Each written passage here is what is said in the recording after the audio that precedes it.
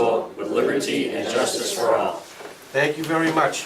Roll call will start to my left. Jake Brady, student rep. Bill Fonseca. Sarah Trulio. Gregory Thompson. Rich Fitzgerald. Gordon Smith, Superintendent of Schools. Elizabeth Marcy Boucher. Pamela Blair, Assistant Superintendent for Business. Kathy Salari, Recording Secretary. Thank you all. Item number 2, approval of minutes. 2.1, approval of the February 4th, 2019 executive session meeting minutes. Do I have a motion, please? I move to approve the February 4th, 2019 executive session meeting minutes. I have a motion. Do I have a second? A second. Thank you. Any discussion? All those in favor, please say yes. Yes. Anybody opposed?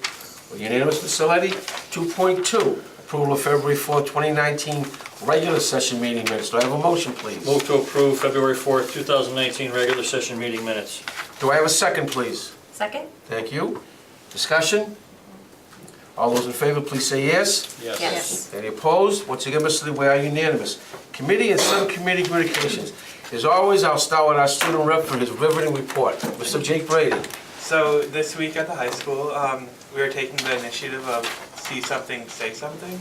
So this morning on announcements, we started off the week with a really strong message about how important it is to, if you see something bad or potentially harmful taking place, it's really important that you say something and you report it. So throughout the week, we're going to have a series of activities, and it's really going to spread the message that, like, we have to feel safe in our building, and this is helping that very well. So, and also the Friday before February vacation, we had another round of Spartan Block, and on all accounts, it seems as though students are truly enjoying what the activities they're doing in their Spartan Block. So it's a great experience. And our hockey team is in the playoffs Thursday night. Very good. Mr. Fonseca. Okay, first of all, and I'll start it off, congratulations to all the E-Leaf grant winners. It was a great night. Also a great job by those involved putting on the event. It went off without a hitch, and it was a great time. The MASC Board of Governors met last week, and planning is already underway for this year's MASC conference. And it was mentioned that they're working on the possibility of getting Doris Kearns Goodwin in as one of the keynote speakers. I've had the opportunity to hear her speak at a conference I attended in Washington, and she's obviously really very interesting. She's written several biographies about presidents going back to the Lyndon Johnson administration, and she's also a strong advocate for public education. Conference will take place from November 6th through the 9th.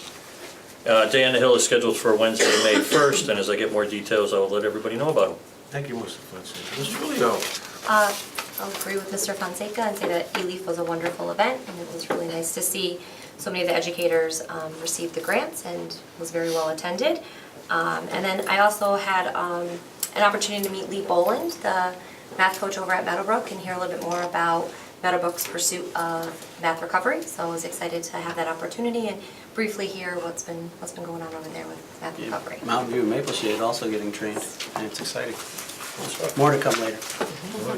Thank you, Mr. Thompson. Nothing tonight, thank you, sir. Sebastian Boucher. I'm good. I think we heard about E-Leaf, which was good. It was a great Yes. event. And I know they've got other stuff coming up next time I'm in. We'll discuss what's coming up for the rest of the year. And I just have one item. I had the pleasure of meeting with a Miss Julia Tazanari. She's a 4th grade student at Maple Shade.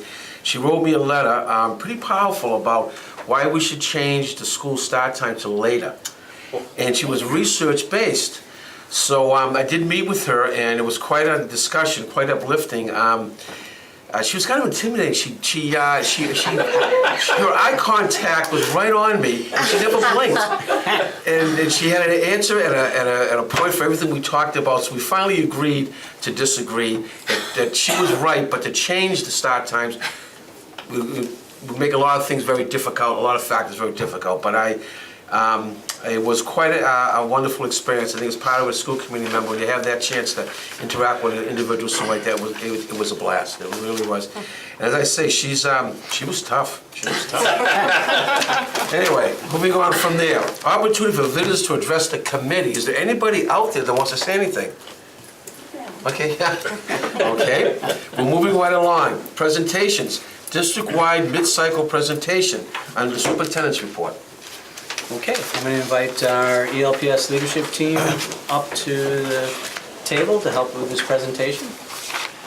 This is our mid-cycle review. This is the opportunity for all of us to look at how we're doing in comparison to the goals we set at the beginning of the school year, make adjustments if adjustments are needed, celebrate the success we've had to this point, and just make sure that we're all keeping all of us in the loop of some of the great things that are happening in ELPS.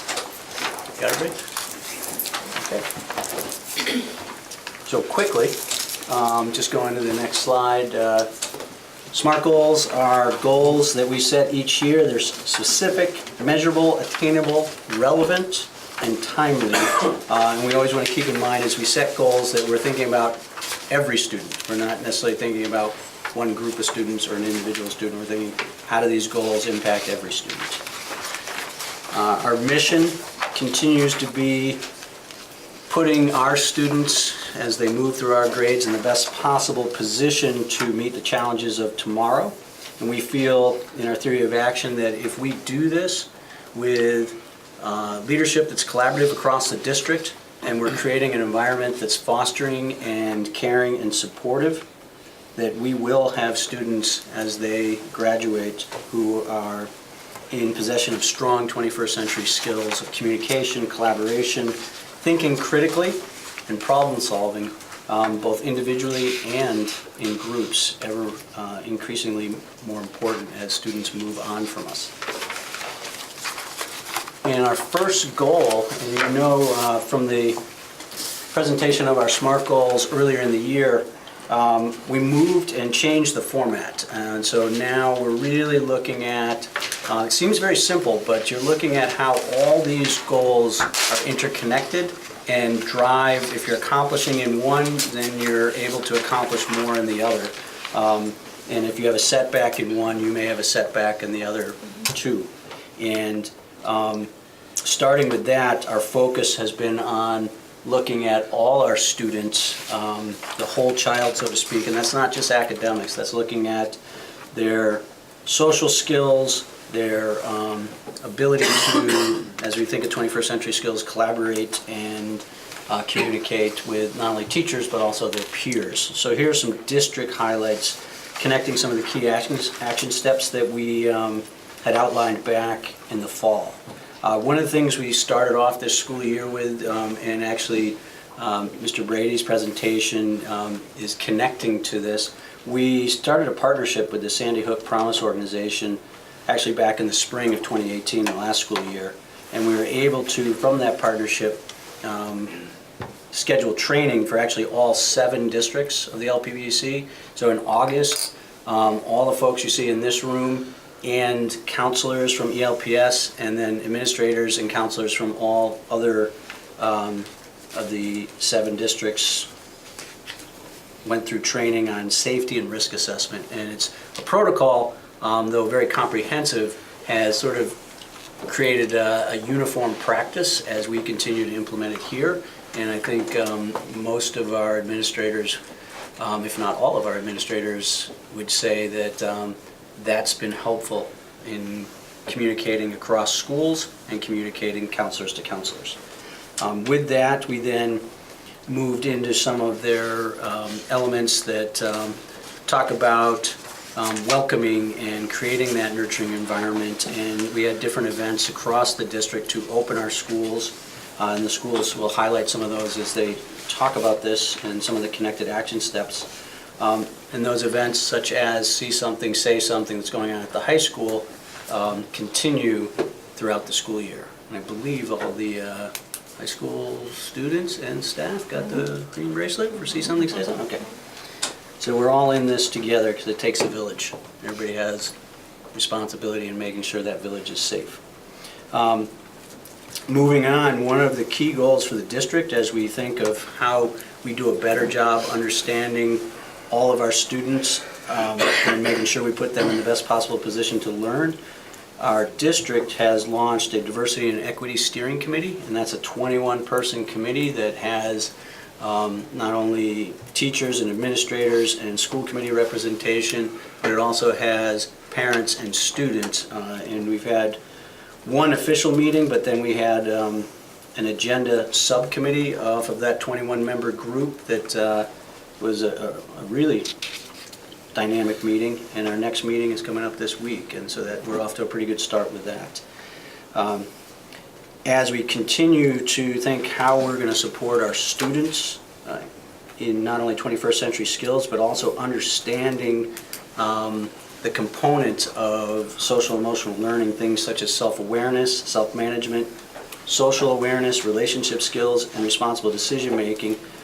What we're doing is we're trying to provide professional development so these components can be integrated into all content areas, because those are skill sets you can learn really in any content area. Sometimes it just needs, people need the support and sort of that entry point to start to make those things happen. And we're seeing that happen across the district. And I think Mrs. Brown's going to highlight some of those things toward the bottom of this slide. So we had Trevor Reagan come as our keynote speaker. He's a growth mindset culture researcher. And his keynote speech was about creating a safe space to learn, with the idea that if we want kids to have a growth mindset, not a fixed mindset, that they have to not be afraid of failing, because learning is all about making mistakes. And so how do we incorporate these core competencies of social emotional learning so that kids can grow emotionally but also academically? We also had 23 workshops between that one and then our next upcoming professional development day on March 13th. Between those two, we'll have 23 workshops that were offered around the whole child and social emotional learning and the equity focus.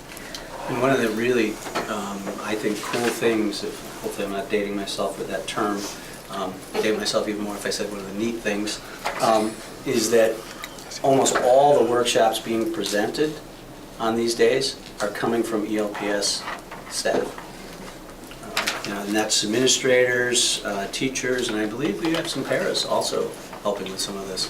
So it's pretty impressive. One of the other elements that has expanded and is really helping us with this work is we've expanded our partnership with Bay Path University, and Dr. Welsh has been instrumental in making that happen. Dr. Welsh, you want to offer some of the sort of highlights to date?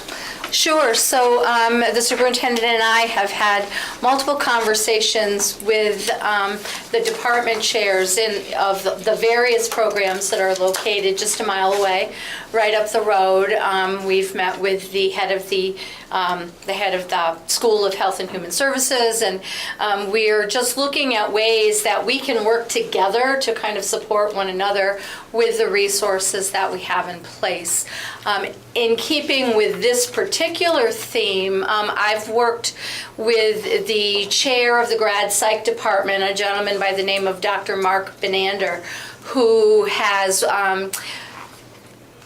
petitioned the Department of Elementary and Secondary Ed for Bay Path to have a licensure program for school adjustment counselors and school counselors. I wrote the narrative for that, and as part of that, we have an agreement that they will place their interns in our schools. So the school adjustment counselor program has been approved already by the Department of Ed, and we're hoping that's going to launch in the fall. And so those would be grad students who already have experience in the area, and we've already started placing some of those students with some of our staff. They've come in, they've met with me, we've tried to link them to the place where they feel they could do the most good, and also where their area of interest and expertise is most closely aligned. So we have folks with experience working with young women, folks who have experience working with substance abuse already placed to do internships in our district. So I think it's going to be a win-win for both of those. I certainly hope their school counselor program will also get approval, because that will expand our relationship as well. And then, as we always have had educational interns and so forth who have come to us from Bay Path, that's expanding a little bit to include some of their other departments, which would include occupational therapy and a doctorate of nursing program. Very excited about that. And lastly, now some of our staff is reaching out to Bay Path and is providing them with their own professional development. So some of our staff is going to be working with the grad OT program. We invited Bay Path students from the Ed and Psych department, and some of them did come to Trevor Reagan. They brought them over using their vans and so forth. So they're only a mile away, and I'm just really excited at the opportunity for us both to support one another and to kind of build off of the capacity that we both have.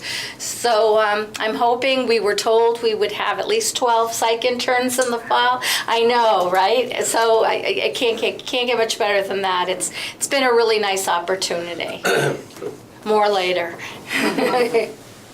So those are some of the highlights from the district level, and I'm going to turn it over to our leadership team to talk about some of the action steps connected to really understanding and focusing on the whole child. Okay, starting at the elementary level, at Maple Shade, this is a Maple Shade slide. We're continuing to develop our social emotional supports and positive school culture for students in our school. Some of the successes at the midpoint of the year are the Look for the Good Project, the Social Justice League, and the Student Mentoring Program. The Social Justice League is a group of volunteer students led by our school psychologist, Mrs. McBride, focused on kindness, leadership, charity, tolerance, and positivity. These pictures show them being active in the Look for the Good Project, collecting and posting thankfulness statements from our students, gathering and mailing donations to our U.S. soldiers overseas, running a food drive, and even our food service program got into the positive vibes of our school and wrote positive messages on the bananas that were served during lunch. I didn't even know that was happening. I walked into the cafeteria and saw it. I said, well, Lynn, that's great. I love this, right? So we also used our social emotional funds to start a student mentor program. We just hired a social worker that is currently working on her master's in counseling to work one-on-one with 14 students to connect with them 2 or 3 times a week, to brighten their day, emotionally prepare them for learning, and connect them with their teachers to improve their student social experiences and to bring emotional levity and improved social experiences. Just to bring everybody back around that, remember when we developed the budget for the last 2 years, what we've done is we've taken money internally. This is not additional money that the town has given us, and we figured out how we can move it over to contracted services, and from there we've distributed it out to the schools, and the schools are using that money to do more around social emotional education and learning. And so one of those elements is the mentor program. We're really excited about the start and how it's kicked off. It just started the second half of the year. It hasn't been funding-wise, of course, it hasn't been a whole year in position. But the way it was presented to me by Tim, he did a great job with his mentoring program. One thing that he wanted to accomplish, and I agree that we wanted to accomplish, is that at the beginning of the year, we really want our staff to be building rapport, connecting with students, the counseling, the school psychologist. But they get pulled in so many different directions as well, as always more is expected of everyone. So by the second half of the year, we've identified students, identified real challenging needs, identified areas where we could have growth with a student mentor. So we're excited. She just started, Brooke Gunlaw, and we're excited. More to come. More to come.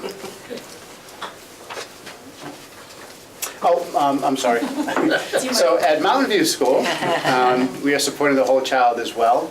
Starting on the top left, Mountain View's annual Anti-Bullying Week celebration involved a new challenge this year. Students were asked to complete 3 good deeds during the week and write them on a balloon. If every student at Mountain View completed 3 good deeds, we would have 900 good deeds as a school.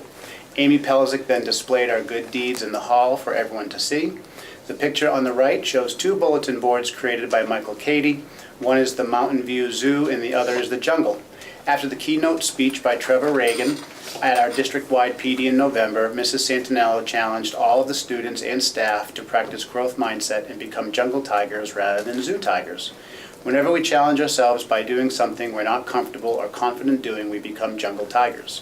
The blank zoo tigers get a student's picture attached and are moved to the jungle. For example, days after our Martin Luther King Jr. Assembly, we learned that one of our 4th grade presenters was so afraid to get on stage and talk to the whole school, he couldn't eat breakfast. But he got up there and did it without anyone knowing how scared he felt. The video on the bottom right comes from an assembly at Mountain View by the Zuzu African acrobats who have performed on the America's Got Talent at Disney.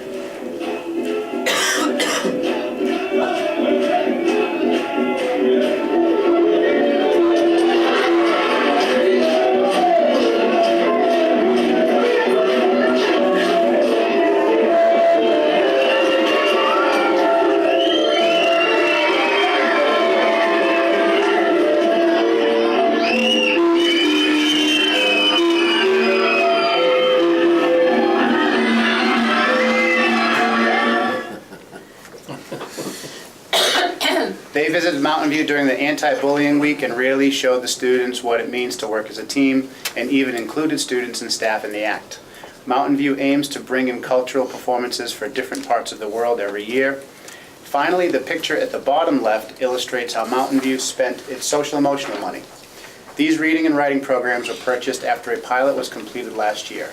Data on these programs is mainly anecdotal, although both do come with rubrics which teachers use to gauge collaborative classroom behaviors, such as taking responsibility for one's learning, giving full attention to people who are speaking, and discusses and solves problems that arise while working with others. Teachers rate the student using the following scale: 1 does not implement, 2 implements with support, and 3 implements independently. These rubrics can be used to complete the behavioral grades on the report card. Teachers report that students are speaking to each other more respectfully, even when they disagree. Students no longer complain about who they are assigned to work collaboratively with, and even in discussions during other subjects, students often start their comments with, "to add on to what so and so said, I think." If I could just add, those programs are fabulous. I've done some work with them, and they really embed the social emotional components in a really unique way for educators. It's really embedded professional development within the manuals themselves, so that's a great fusion of exactly what the goal was speaking to, of how you can embed social emotional competencies within a curriculum series. So that's a nice addition for the. It's one of the few programs that has been implemented, especially the writing component, the being a writer, where 100% of the teachers really approve of it, enjoy teaching it, feel like it works well for students, develops them as writers, develops them socially and emotionally. And they really like to write. They really do. They're doing a great job with that curriculum. The nice thing about the way the goals are set up this year is for the longest time, especially at the elementary level, our counselors really were the only ones sort of doing the social curriculum, if you will. And now we're getting ownership from the whole school, which is really neat. That's a good point. Good stuff. Okay, so the picture on the top left, those are courage badges that classrooms created and presented at one of our character education assemblies. So we try to focus on whole school critical core concepts of character that's important in a child's development while reinforcing growth mindset. So this year we're focusing on perseverance, courage, like courage to take risks in their learning. We try to tie it in with growth mindset as much as we can. Kindness, compassion, gratitude, and honesty. And usually they come up with some type of an activity and a presentation during our assemblies. So I just wanted to talk a little bit about ACT, Assisting Children and Teachers. This is a Tier 1 intervention problem-solving process. So an ACT team will meet to explore strategies, supports, and accommodations that will best meet the educational, behavioral, or social emotional needs of students. So that graph on the bottom, it just shows you last year, 30 students were referred, so we problem-solved around 30 students. This year, and actually that's not correct, it went up to 56. This year, 56 students were referred. But it's also telling us that I think that people and teachers are feeling much more confident with this whole problem-solving process and how we're coming together. And it's just what we do now. It's part of, what we do for children. And then the triangle, the blue triangle on the right, we wanted to demonstrate how our counselors support the social emotional needs of students with a tiered approach. So Tier 1, all K1 and 2, grades 1 and 2 students receive direct instruction on the social emotional learning through the Second Step program. And then you look at Tier 2. 34 general education students receive ongoing small group or individual counseling for strategies for self-control, social skills, or anxiety. And then Tier 3, 12 students receive social emotional support through the counselors as outlined in their IEPs. Counselors also help with day-to-day unpredictable social and emotional situations that can come up for any student. And I think Michael had mentioned how we're getting pulled in so many different directions, but they do a lot in a single day. And I'm not sure, let me just say something really quick about this, Heather, and then if you can make it a little bigger. So we had a Global Play Day again this year. So we piloted a sensory path in one of our hallways, and we asked teachers to have students try it out. So a sensory path is intended to utilize a series of movements to decrease behaviors while increasing cognition. This helps provide sensory input for the child with the intent to refocus the child, thus increasing cognition and retention of new information.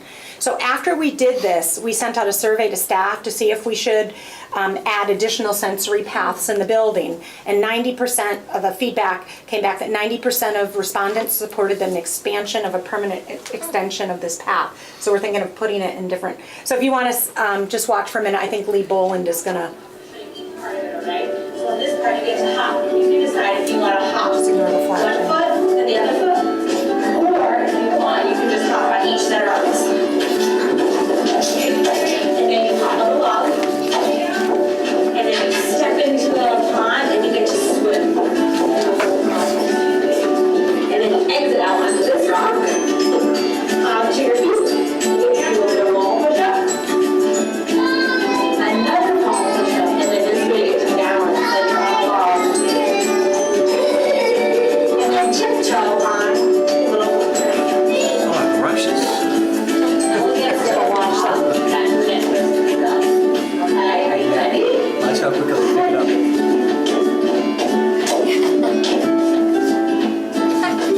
No problems there.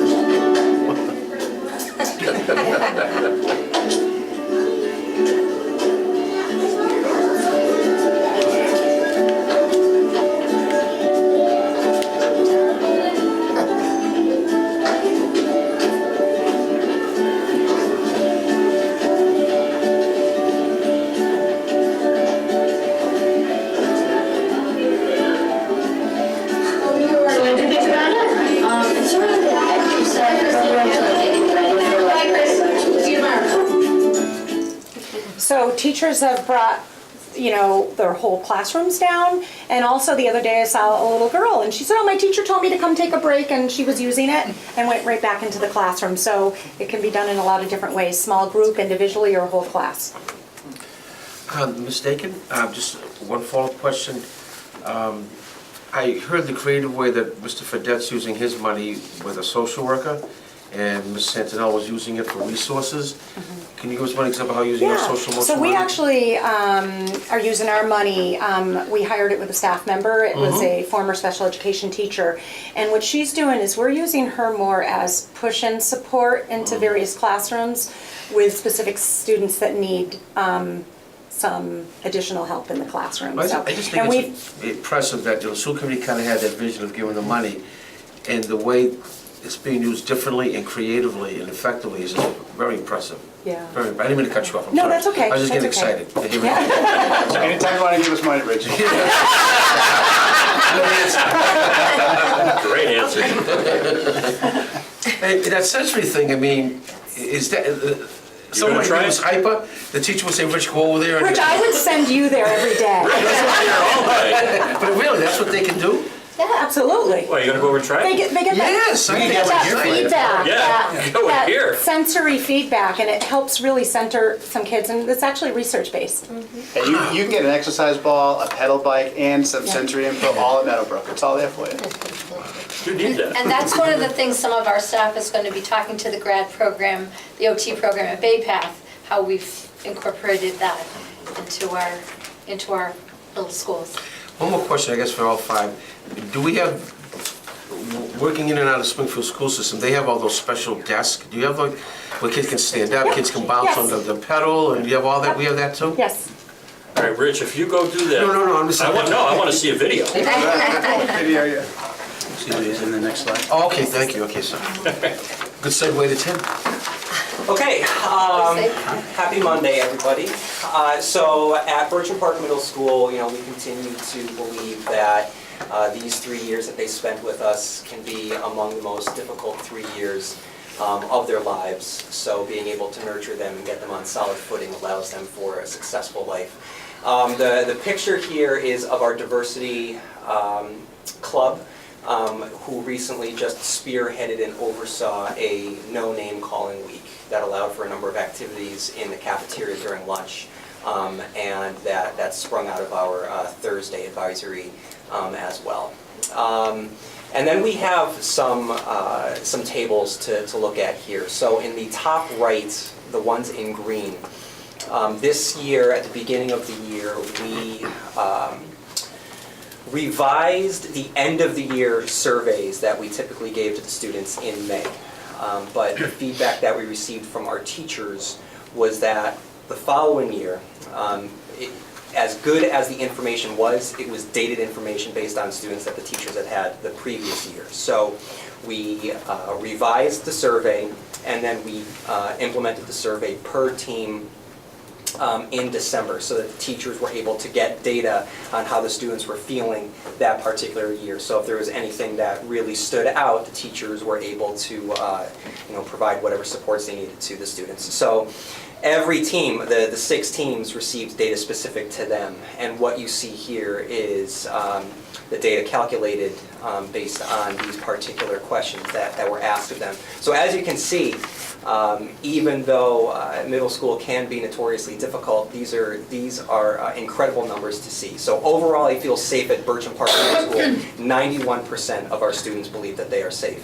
I enjoy being with this staff. 90% of students said that they enjoy being with the staff. And I believe that the staff has attempted to make positive relationships with me. 91%. So the students feel that when they come to Bircham Park Middle School, they're feeling safe, they're feeling supported, and that allows them to engage in the curriculum that much easier. An area to improve that really stood out was that this is a follow-up question to another question that was, have you seen bullying? Okay. Any student that reported yes to seeing bullying, there was a follow-up question, which was, if I witnessed bullying, I informed a staff member about it. And only 57% of students reported that they did not report the bullying, which is good for us to know. I'm positive from this, I find that question very limiting. Okay. Suppose it said, if I witnessed bullying, I did something about it. Maybe they didn't talk to a staff member, maybe they said something themselves. Maybe they told a friend to tell them to stop it. Maybe, there's other things that they told a staff about member. it. Yeah. No, that's great feedback. And we can definitely incorporate that into the end of the year. So yeah, no, if we had said that, maybe that number would not be as high as it was. So that's definitely good for us to know. Bottom left, this is a comparative chart to some last year data as well. So disciplinary notes are the official write-ups that I receive, as well as just the running log that I keep of student interactions, negative student interactions. Last year, at this time, there was 261 log entries in my disciplinary file. This year it's only 171, so that's down 35%. Suspensions last year at this time, 20 suspensions. This year at this time, 6 suspensions. So that's down 70%. And SAM meetings, much like Mistakens Act meetings, it's when teachers have identified a student that, thank you Tim, when teachers have identified students that need some additional support and just a closer look to provide those supports. Last year at this time we had 10, this time we have 16, so we're up 60%. And the bottom right-hand corner, this year we were fortunate enough to receive a social emotional teacher, Mr. Nesbitt, who has been transformative. We are very, very fortunate to have him, and he has been able to provide services in many different ways throughout this building.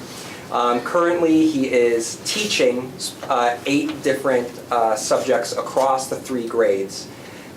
He has 6 students assigned to him for academics, and he has been mentoring 12 students on top of that.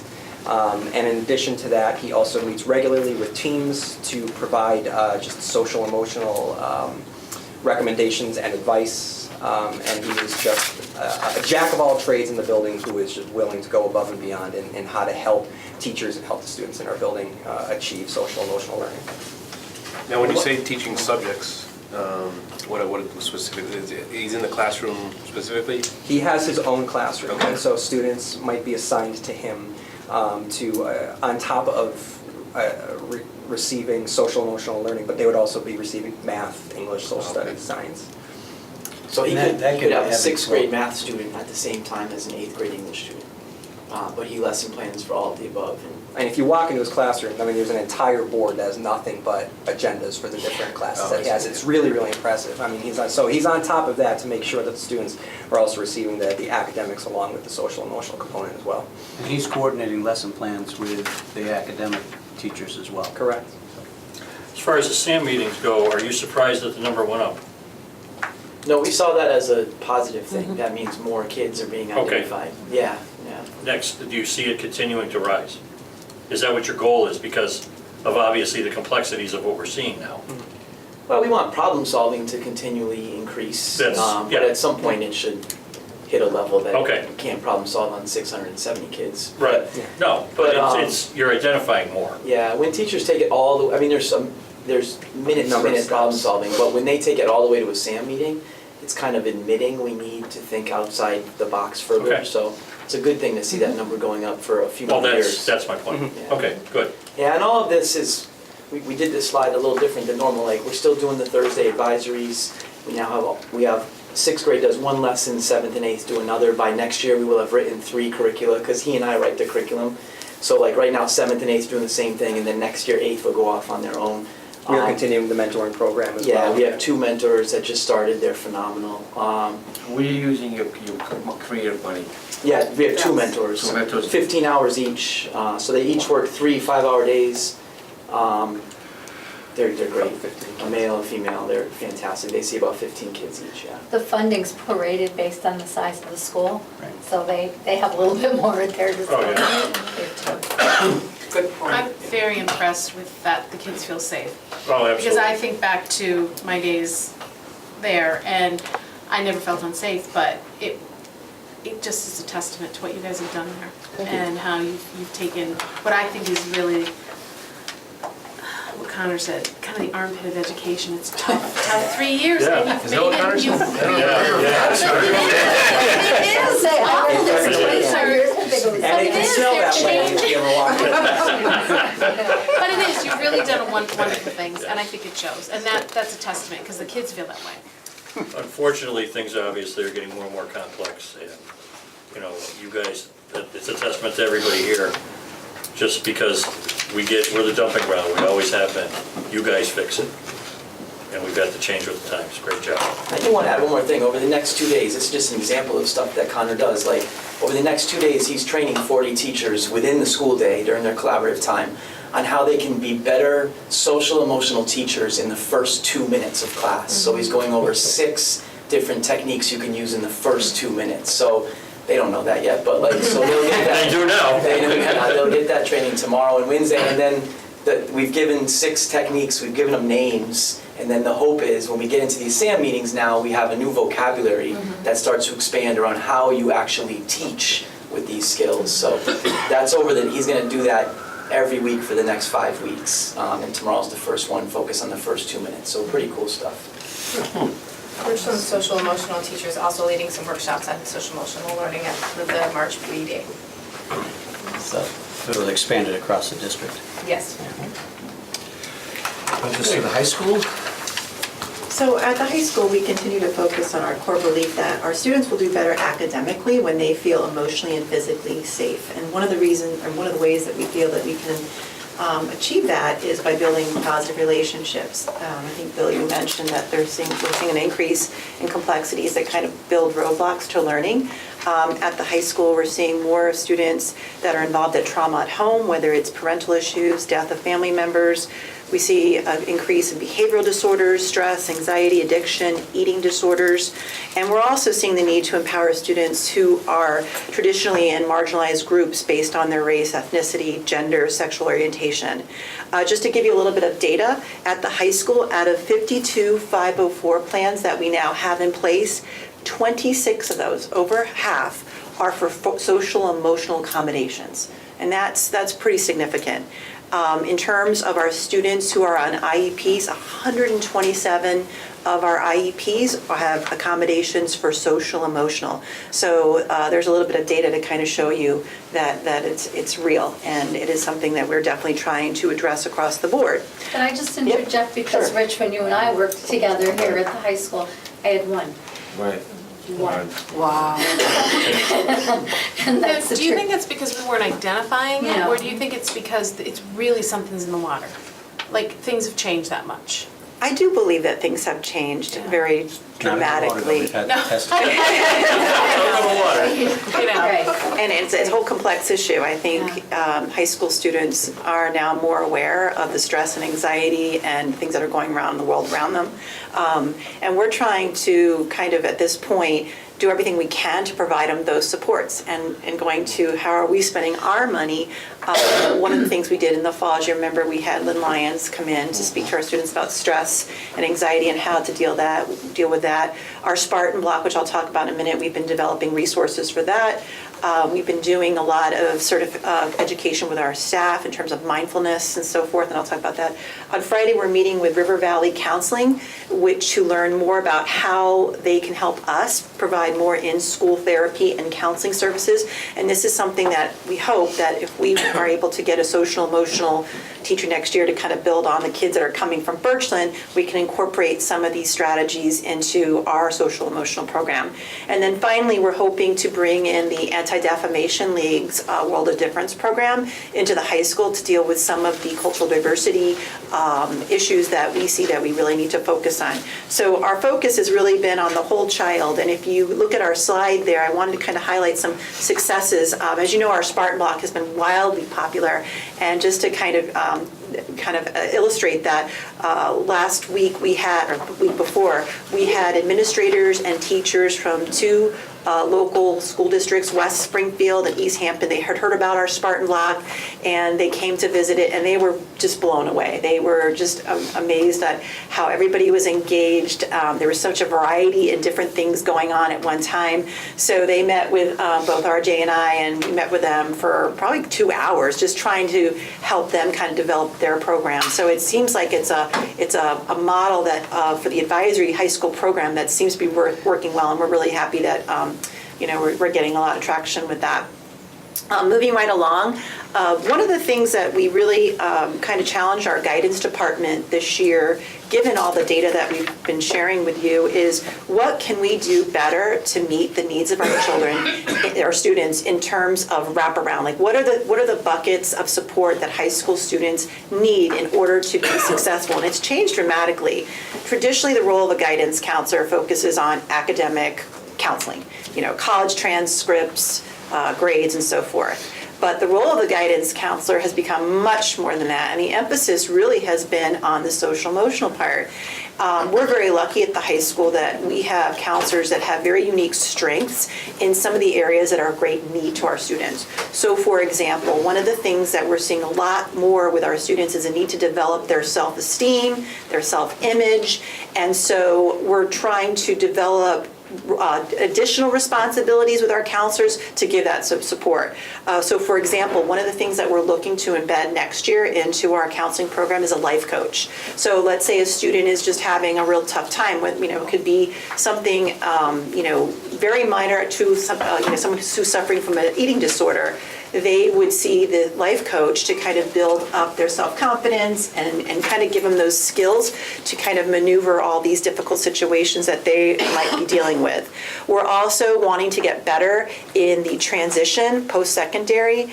And again, when you have one person focused on just that aspect, we feel that it'll allow our students to get more of that support 9th grade through 12th grade. So Mr. Martin is going to next year serve as our transitional coach, so it'll be more structured programming 9th through 12th. So the program for 9th graders will be much different than obviously 10th, 11th, and 12th. And that'll include different programs for students, individual programming, as well as group programming.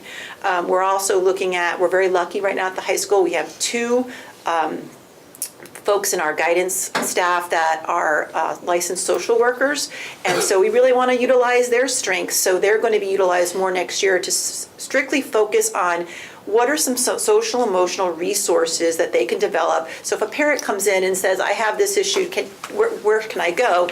They'll have an answer. So, and then finally, the academic coordinators will kind of guide students in terms of keeping them on track. Also, our students who are out for a myriad of reasons, could be medical leave, suspension, so forth, helping those students get back on track. So in addition to their regular guidance, work, they're going to have these specialty areas that we hope to see them develop. And I think what's been great, Amanda DiNardo, as you might know, she's been doing a lot in terms of life coaching and and speaking on these types of issues. So she's really embraced it. So it's really empowered our guidance counselors to develop those skills on their own as well. So we're hoping that that'll get us a lot of good feedback from our students and parents for next year.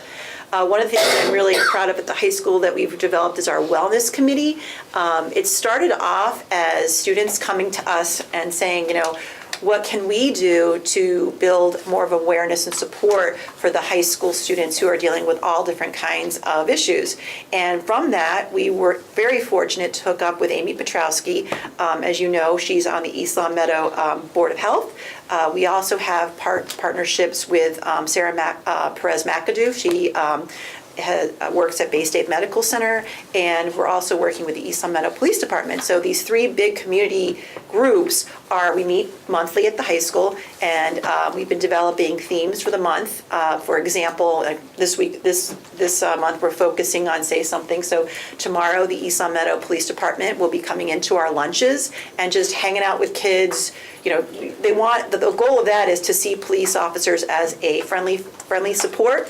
We're also going to be having the East Long Meadow Police Department come in for an assembly on Wednesday to talk about school safety. So that's one piece of it. And then Bay State Medical Center is offering a workshop on stress and anxiety. So it's just been a really nice community effort to kind of address all the issues that our students are saying to us are important to them. And then finally, the supporting the whole child also really has to take into account how our teachers are feeling, and in terms of positive relationships as well. And so we've been really kind of focusing on mindfulness training with a lot of our staff, and I'm really proud that our PE department, every single PE teacher now is a certified mindfulness yoga trainer. They went to a training, and this picture that you see right there is our last staff PD day. We had a 30-minute mindfulness training for staff. So you could either take yoga, so you had like 50 people in the gym, and it was led by our PE staff, or you could do a seated mindfulness training meditation. And the idea was to get the teachers to kind of, chill out, but also have them reflect on how these type of techniques in a classroom can be utilized to get kids to just calm down and take a deep breath. So it's a movement that's a national movement. There's a lot of talk on mindfulness in the classroom and how that can be used to kind of reduce stress and anxiety. So we're really trying to understand that better and incorporate more of those strategies into the regular school day. So I think that covers that. Can I just ask one follow-up question? Sure. So when thinking about the new guidance model, yes. What kind of communication are you envisioning with families? Just in particular, when you mentioned like the life coach and how some of those topics could be pretty sensitive yet. Yep. So one of the, so for example, the social emotional resources piece, we have students who, for whatever reason, we kind of put in the category of school refusal, that they have difficulties coming to school. So we did this last year as well, so we're going to continue that. But for example, if we see trends in behaviors that aren't, kind of focused on success academically, the different areas would reach out to the families, reach out to the students to kind of bring them back into the mix. So we've had home visits. Our guidance staff has done that. We've had in-school meetings where we bring the parent in. And one of the things I'm really proud of with the guidance department in a whole is we see things very unique. Every student has different needs. So it's not black and white. There's not like a set pathway for any students. And we really think creatively and work with the parent and the student to come up with plans that are going to make them feel comfortable and successful at school. And it's been incredible. We just kind of want to build that more into the conversations that we have with our community. Like for instance, with the life coach experience, would that be something that a parent would opt their child into? Or is that like being done, are you envisioning that being done in conjunction and in consultation with families as opposed to, I know that this is going on for the students, so we're gonna enlist the support of this guidance counselor. Just thinking about some of those topics that you mentioned, those would be things that families would probably wanna. So our guidance counselors do a lot of that life coaching kind of conversations with students anyway. So we're trying to make it a little bit more targeted. But one of the things that Amanda has really voiced that she wants to kind of expand is group sessions with students. So for example, she does a Monday morning boot camp. And it's totally voluntary. It starts at 7 in the morning, and it's open to students and teachers, and it's in the gym. And kids can come in, and she does like a meditation with them. She does like positive affirmations. She also wants to do more parental workshops on how, parents, how you can support that healthy, positive self-image. But it'll still kind of work in the same dynamics as the current system we have. But it's just more of an enhancement than anything else to what we're doing. Thank you. Very creative. Continuing to move around the circle, this goal deals with instructional practices and more specifically making sure as we're providing professional development to our teachers that we're giving them the support to really introduce through their content 21st century learning experiences and building skills so our students are well prepared, not only socially as we've been talking about, but also well prepared academically. So we had mentioned Trevor Reagan, he also led a workshop on overcoming fear. The overcoming fear was of change that limits our teaching and learning. So if you think about 21st century learning, it really puts kids in the driver's seat. They're the problem solvers, they're the ones thinking creatively, they're the ones collaborating. And so for a lot of teachers, it's a big paradigm shift and it is scary. So we're trying to support that through the PD and some other ways that I'm going to talk about in a minute.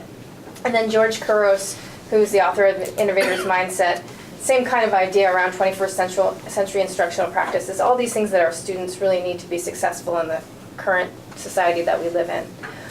So between the November and our upcoming March event, we'll have 25 workshops around 21st century skills. And with that, I think, for teachers to feel comfortable with these things, teachers also need to be collaborating and communicating and problem solving together. And so we're trying as a district to create those spaces as much as we can, create more time for it, and also to create the spaces where people can feel safe working with each other. So the leadership team is going through a cycle of inquiry where we're looking at student information. And while we're looking at what kinds of information we want to look at, we're also building that looking at the kinds of things that we need to do to enhance the culture of collaboration in our own schools. And also with that, when you had mentioned the AVMR training, there's a lot of, and you know more about it, but there's a lot of, that's about getting kids to the PD is really about getting the teachers, I should say, to have that conceptual understanding of math so that they can then have the kids understanding the math concepts. And so they really do get into that nitty-gritty. And so for them to, they're learning how to assess the kids in a different way, but to also have the opportunity to use that assessment to drive instruction. They're getting supports from the coaches, and we're trying to build in more collaborative time so they can really learn and work with and from each other. Because it's a lot that we're asking folks to do, but if we do it in a collaborative way, then we can learn with and from each other, and we can also support each other's work. So that's What we're finding as a leadership team, and it's both through our discussion and work this year in the cycle of inquiry, but also in previous years as we've read different authors, as we think about a growth mindset, we have to truly implement that with our staff as well as with our students. And we also have to, if we're going to ask them to try new things, because we know that change is difficult, we need to create a climate of psychological safety for them and for the students. And you hear the supports we're providing students, but we're trying to do similar supports through professional development, but also the day-to-day work, whether it be something that Tim mentioned that Connor's going to be doing, as it's also what our academic coaches do on a daily basis with our teachers. So we embed that and we try to model it. And it seems to be having some pretty incredible success, because as we learn more about our students and we're understanding and getting trained in different ways, that breadth or depth of understanding concepts is built both with staff and students. And you'll see as we go into some of our achievement charts, we're seeing some pretty good results because of that, I believe. Handing off to the elementary schools, I think, are going to walk us through some of the things they're doing. So this is a Mountain View slide, but I'm going to present this one for Elaine. This slide shows student engagement in 21st century learning experiences at Mountain View. The first picture on the left is the finished project of a unit on ecosystems in 5th grade science. The students worked in pairs to dissect an owl pellet, and then they reconstructed the skeleton and identified the bones found in the pellet. The video you're about to see is a student completing their daily lesson in ST Math. ST Math is a program designed to supplement the math curriculum, which Mountain View is implementing in 3rd grade thanks to a grant we received. It's a wordless program and encourages the growth mindset, because students have to think critically about what task they are being asked to accomplish through trial and error. 4th grade will implement the program next year. So she had mentioned click on the arrow to play and then make it full screen. Okay, good.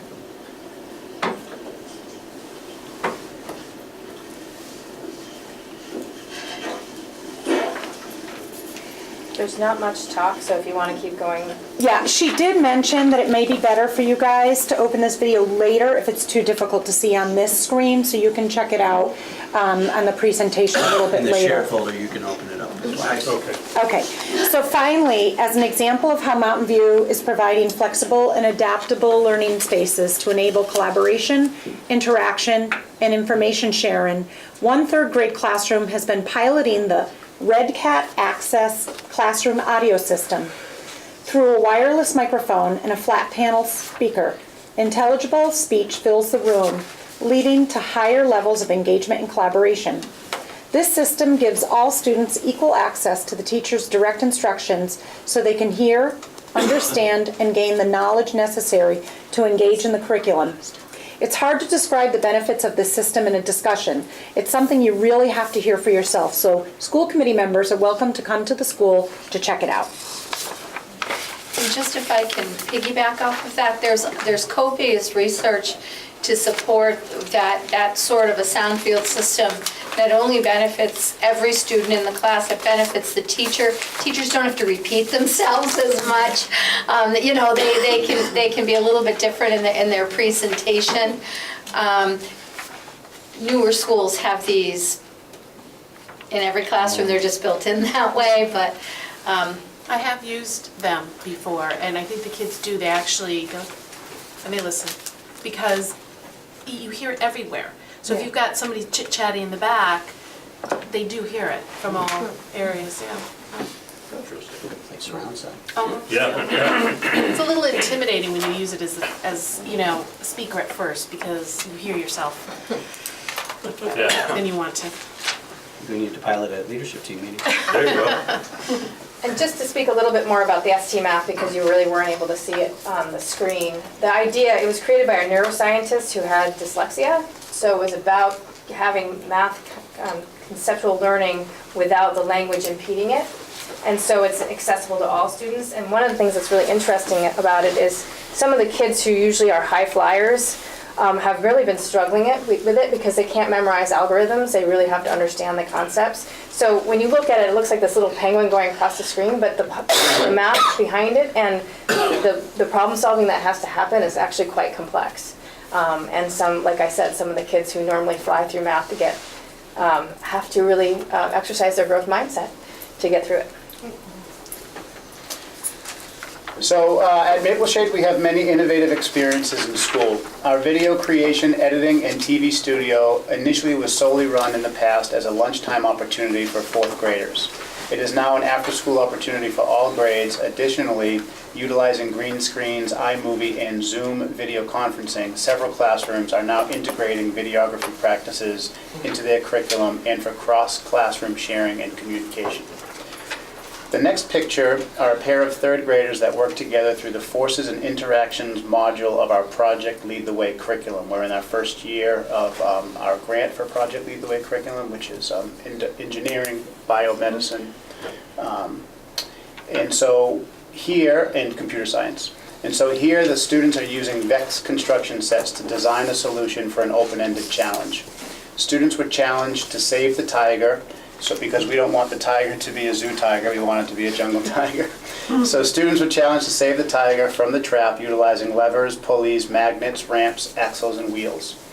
The next two videos, what you can play at the end of this, they show the progression of third grade robotics as they build, code, program, and graph the results of a standard robotics design and chart the mathematical results of the designed function. And in the fourth grade, they build, code, and program an original robot using the principles of STEAM during their animals unit. And in fifth grade, students integrate complex mathematical principles into their codes to perform robotics functions related to geometry, fractions, multiplication, and division. The first video that you'll see, the third graders are communicating their work with a standard robot design and recording their results. The second video is one example of a fourth grade robot. The students built a robot to move and act like a specific insect, reptile, or bird or mammal and designed a costume accordingly. This one was a spider catching a fly.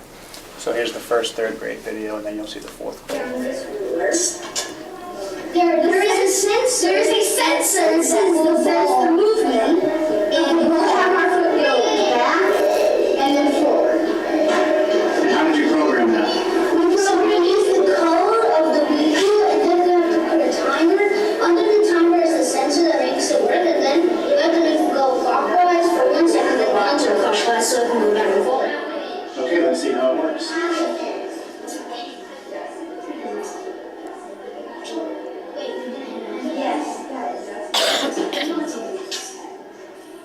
And you're measuring your distance. 200. Oh, look at that. More than 2 meters. 200. That's way over 202. That's excellent, guys. Nice job. They're so excited. It's awesome. The whole robotics programming from third to fifth is amazing. The next one's really short, but this is a spider catching a fly.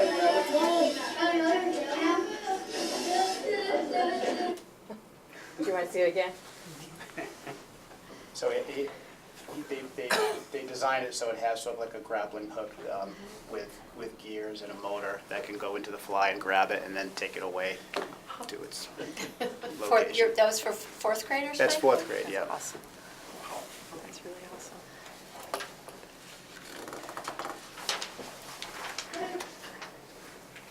Takes forever for it to... Gary, I'm talking. Okay. So just for the record, you know how Renee's always presenting at all of these meetings that we have, but she doesn't have a voice, so she's not taking the back seat because she wants to. Okay, so I just wanted to put that out there. So, so during our fall school committee presentation, we discussed how Meadowbrook was awarded a grant, and I know we've talked about ST Math a little bit, to begin the implementation of ST Math. So the ST Math is a game-based learning program that guides students in visualizing math concepts through puzzle challenges while building deep conceptual understanding of mathematics. So during our last half-day PD in February, we actually had 2 ST Math trainers come out. And it was great because we had a half-day PD, so they came during the day and they were able to go into the classrooms and model puzzle talks for teachers. So it was the best, embedded professional development, and they were able to model lessons with the kids for the teachers. So they demonstrating how ST Math can be embedded into class mini lessons. One of the presenters talked to me about how she taught 5th grade, and I asked her, I said, how long have you been using ST Math? And she said, 3 years. And she said by year 3, she actually had the highest scores in math in, in the state. And I asked her what she contributed this to, like what did she do differently? And she talked about how she used, just like we talked about, she actually embedded the lessons within her mini lesson, actual puzzle talk. She took screenshots of some of the puzzles that the children were working on, and they started talking about it and collaborating and talked about how they problem solved it. So she talked about how she used it with fidelity and just their understanding, their conceptual understanding in mathematics. It was absolutely amazing. So that was Elizabeth. She came into the classroom. And then the second part of the day, they actually met with our whole 2nd grade staff, the teachers, and they actually provided professional development on planning mini lessons on puzzle talks as well. So the picture on the left is STAR data, and that's the STAR data for math. It's with 2nd graders, and it just shows a significant increase of students meeting proficiency above. So in the fall, we were at 66% proficient and above, and in the winter, they moved to 87% proficiency and above. So, but also if you notice, there's a decrease in students needing intervention. So anyway, we're really, really excited about that data. And then, so that picture on the top right, that's Elizabeth, one of the ST Math trainers working in the classroom. And then, I know we've been talking about Innovation Jungle. So we wanted to support the district goal of supporting development and application of 21st century skills. So we dedicated 4 of our staff PD to innovation practices. Coding, makerspace, green screen. So one of the things we did highlight for teachers was that growth mindset. We gave them the space to make mistakes, to take risks, and to collaborate. So we set them up at different centers. We didn't give them a whole lot of direction. This is before school. Yeah, we have our staff PD before school starts. So look at one of our teachers, Valerie Seuss, the kindergarten teacher. She's on our innovation team, and Lee Bolin. They decorated, with our Innovation Jungle theme. And actually, Gordon went to the first one. I think you'll see on the... I felt very comfortable making mistakes. Hey, yeah, on the video, so. That was green screen.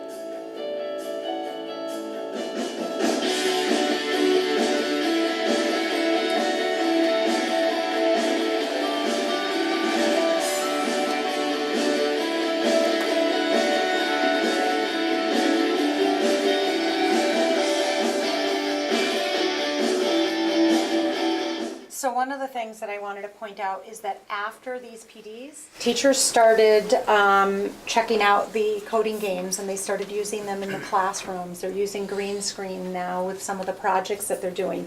So another thing I want to mention is that we're planning a STEM family night this spring to share these types of ideas and hands-on practices with families.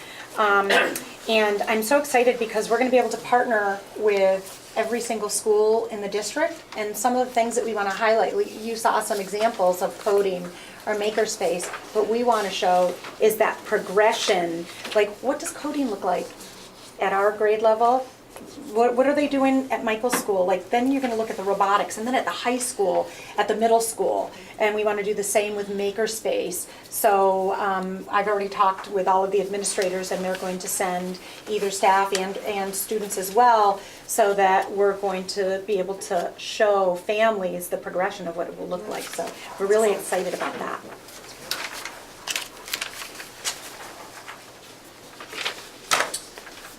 So, much like everybody before us, we're working very hard at instructional practice and making sure it's innovative and that teachers are embracing new strategies and new techniques. So just to go sort of through a quick laundry list, Amplify Science is our new science curriculum. It's out of Berkeley. It's a really cool web-based curriculum which we just started this year. It's helping us integrate the standards, but more importantly, it's like really engaging online, and the teachers have really run with it, especially considering it's year one of a new curriculum. They're doing really well in the program. Vex Robotics, we found money for that for our after-school program. We have over 30 students in it, and the teachers that are running it have really gotten into it and are doing well, and they go to their next competition in March, so we're happy that that Vex Robotics thing finally goes all the way through, which is really exciting. Our new tech ed program in 8th grade, it's not a new program, but we've like doubled how many kids have it. We have a new teacher in there, and he's doing excellent things, and all of 8th grade is getting it, which is something, again, that we're very happy with. So his class sizes are very large, but he brings with him a lot of skills, and every time I go see the class, they're either shooting rockets behind Maple Shade or flying hot air balloons they built in the cafeteria.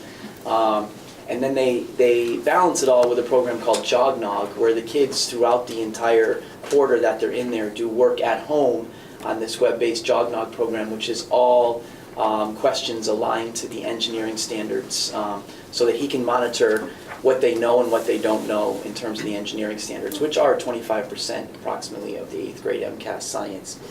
Our new DLCS curriculum, which we came to you with at the end of last year, is up and running. Coding class in grade 7, STEAM, computer science has changed. They're focused on applied Google skills. Media and print literacy is a very cool class, which is only getting better and better. So we really feel confident with how we're addressing the DLCS standards systematically across many different classrooms. And then just our makerspace in general. We now have 2 spaces. The second one's taken off more. But basically every week somebody's doing a makerspace project, which is the vision we had 2 or 3 years ago when we started this. And we're very proud that it's sort of come to fruition in that way. This week there's a problem because Shark Tank in 8th grade is happening and 7th grade science is using it, and everybody gets wound up, and I'm like, this is the best problem to have. We'll figure it out. So if you look at the pictures, the top left, 2 of these things are much like Superintendent Smith said about sort of modeling. Like the top left was our December faculty meeting, or was it a half day? It was December, well, yes.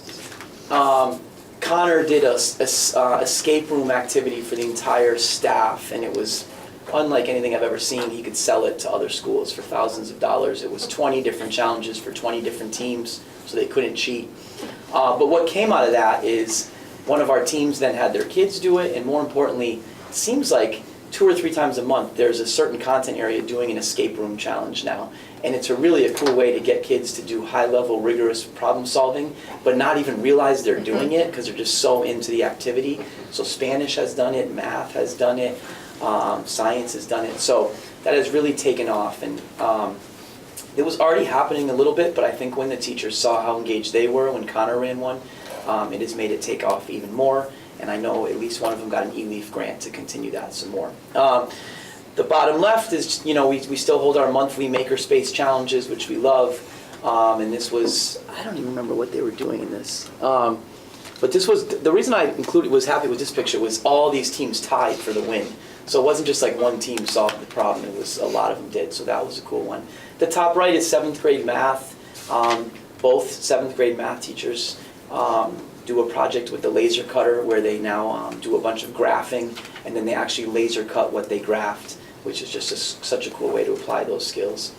And then we went back and forth about showing this publicly, but we kind of decided we are. But he's got to set it up. Yeah, I got it. So at the beginning of the year, a number of us attended MassQ, which is a technologically rich day-long series of workshops at Gillette Stadium. It's very, very reinvigorating and inspiring, and so we Me, wanted- Connor, and the whole DLCS department in my minivan.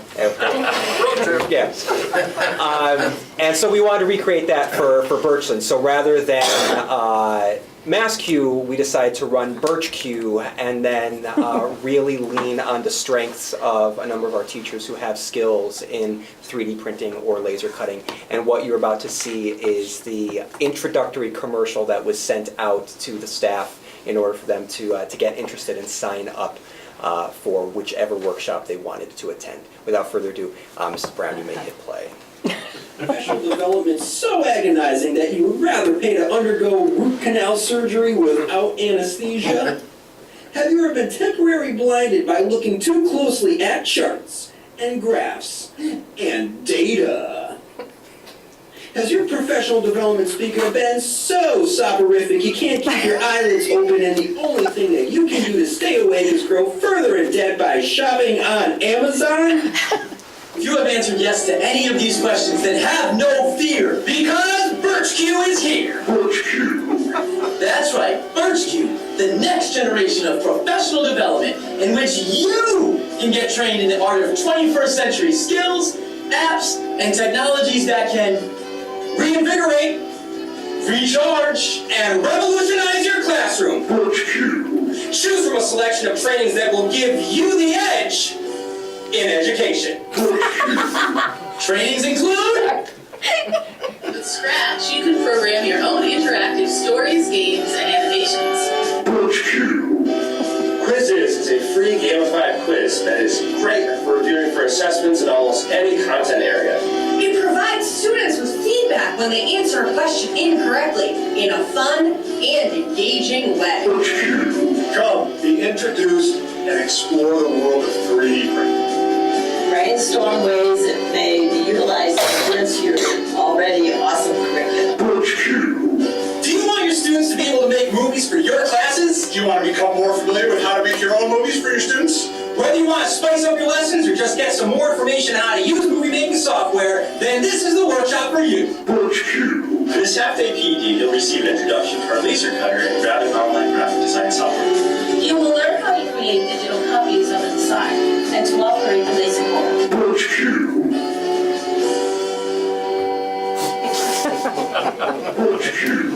So this was a truncated version that you saw. The longer version has the teachers explaining their trainings a little bit more.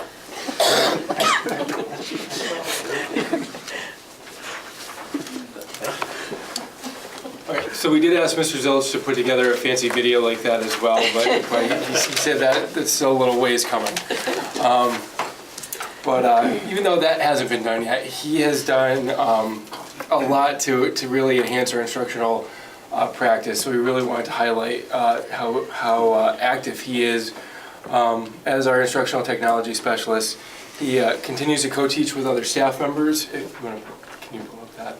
Yeah. He has recently created his own site that is serving as a tremendous resource for our staff. In that, if you click on the next one, the web resources, and go to social studies at the top bar. If you go to social studies, he's really started working with our library media specialists and our department heads and other teachers on really housing a lot of the best resources that all of our teachers have found individually into one hub, so that everybody has access to the same great ideas and materials that everybody else does. Another great thing that this, if you could sell tickets to it, I'm sure you would, but his Tech Cafe. is sold out with duty and prep, people on their prep and duty every Friday that he runs it. And if you scroll down, he's kept a running log of every tech cafe that he's done throughout the year.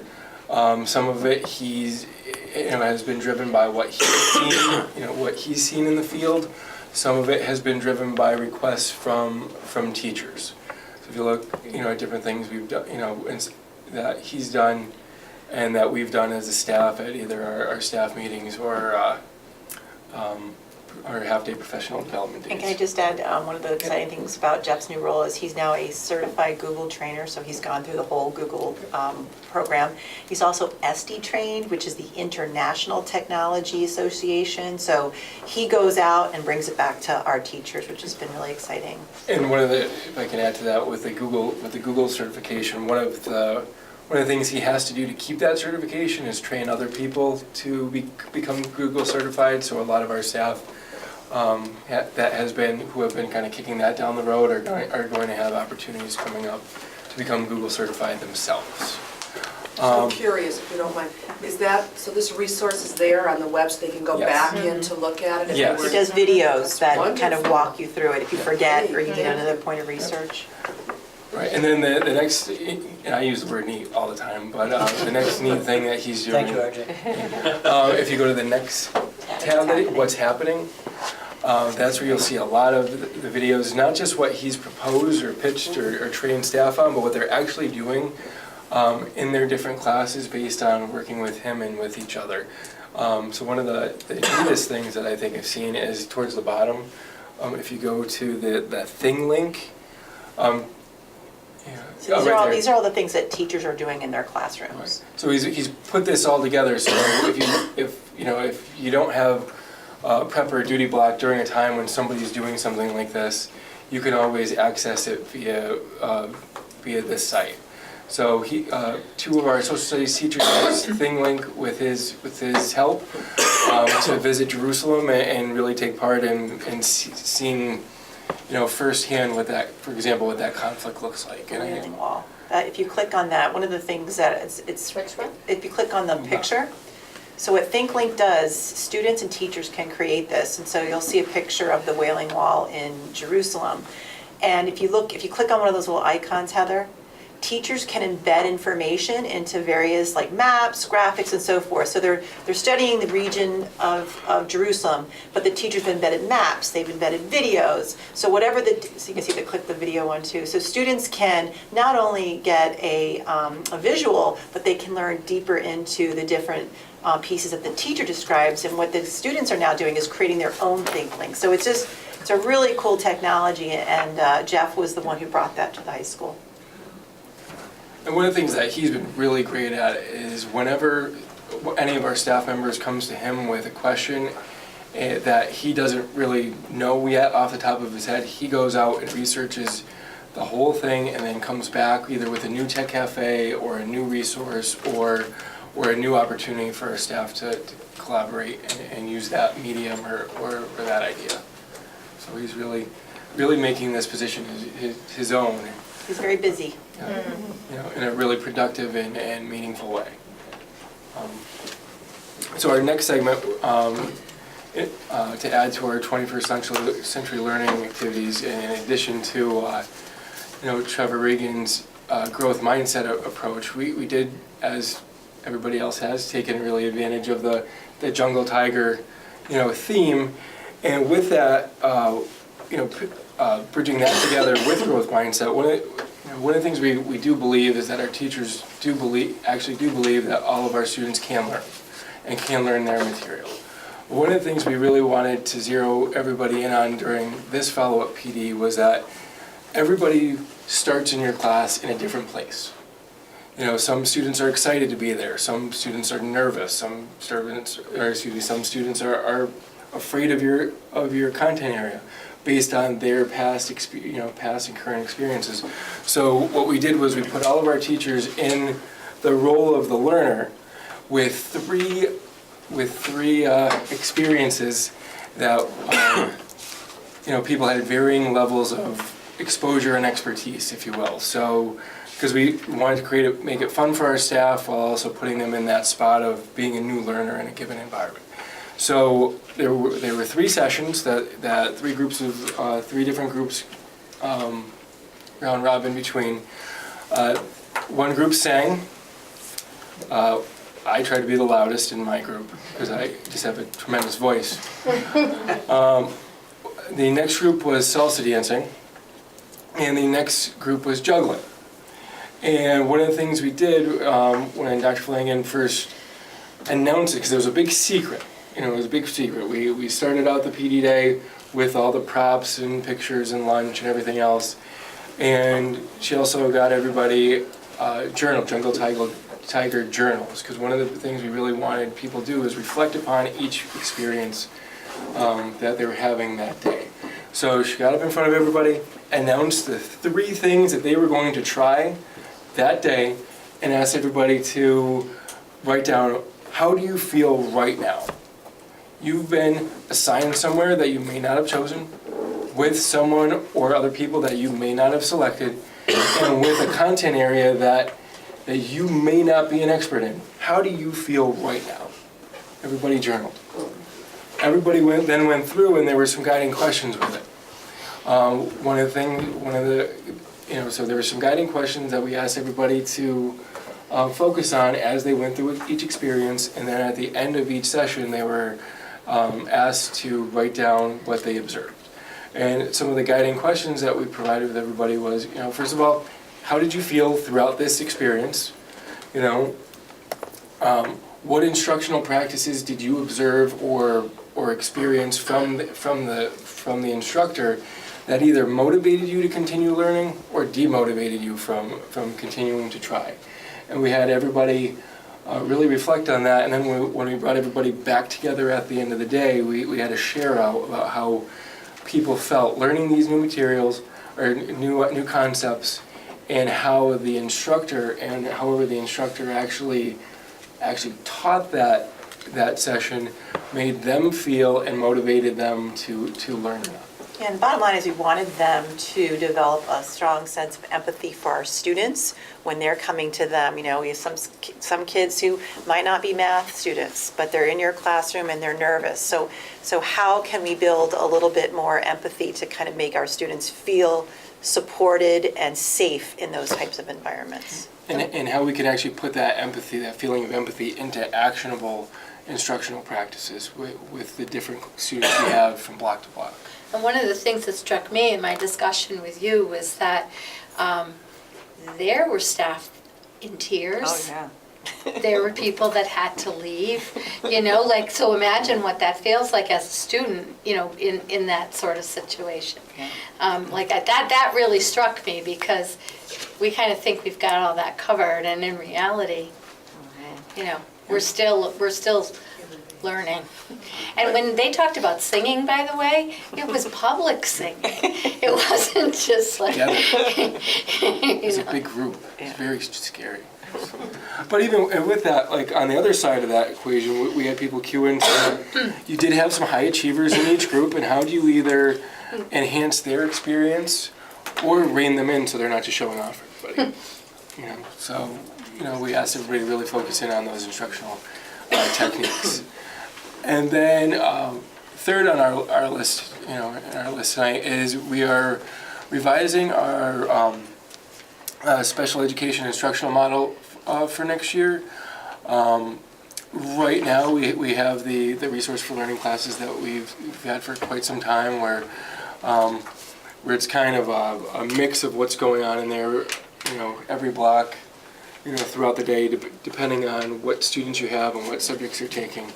One of the things we've noticed through our MCAS scores and our passing rates and that kind of thing is that we need more focused instruction in our literacy and math skills.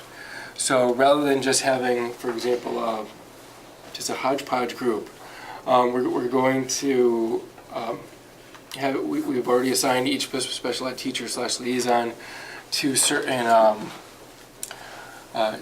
grade levels and subjects. For example, one teacher will co-teach 2 sections of Algebra 1 and 2 sections of English 9. And then they'll also teach an Algebra 1 lab and an English 9 lab later in the day for the students who need a little more. So we're really looking at a true tiered approach where we can address the students who just need some support through paraprofessional support, some students who need a truly co-taught environment with our general ed teacher and our special ed teacher, and who needs, for lack of a better way to put it, who needs the whole thing retaught again later that day. You know, so when we've already had our meeting for the rising 10th, 11th, and 12th graders with our guidance counselors and all our liaisons about who, when you really look at their IEPs and their goals and their skill sets, who really needs what, and we're looking at strategically putting them in there. So it looks fantastic on paper right now. Before we go to the next, I just have a request, not for tonight, but for next time we meet in June. This is very impressive, the innovative approaches.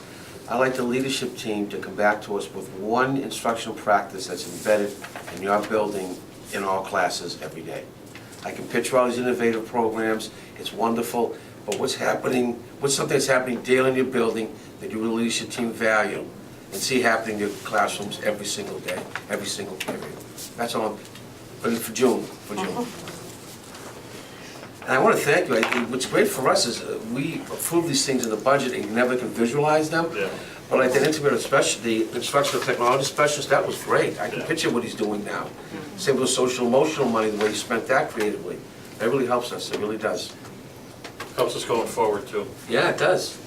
That's a nice segue into the final goal as you go all the way around the circle, dealing with continuous learning and achievements. That's where we want to be for all our students, that they're always learning and they're achieving and moving forward in their own academic classes, as well as growing in all areas.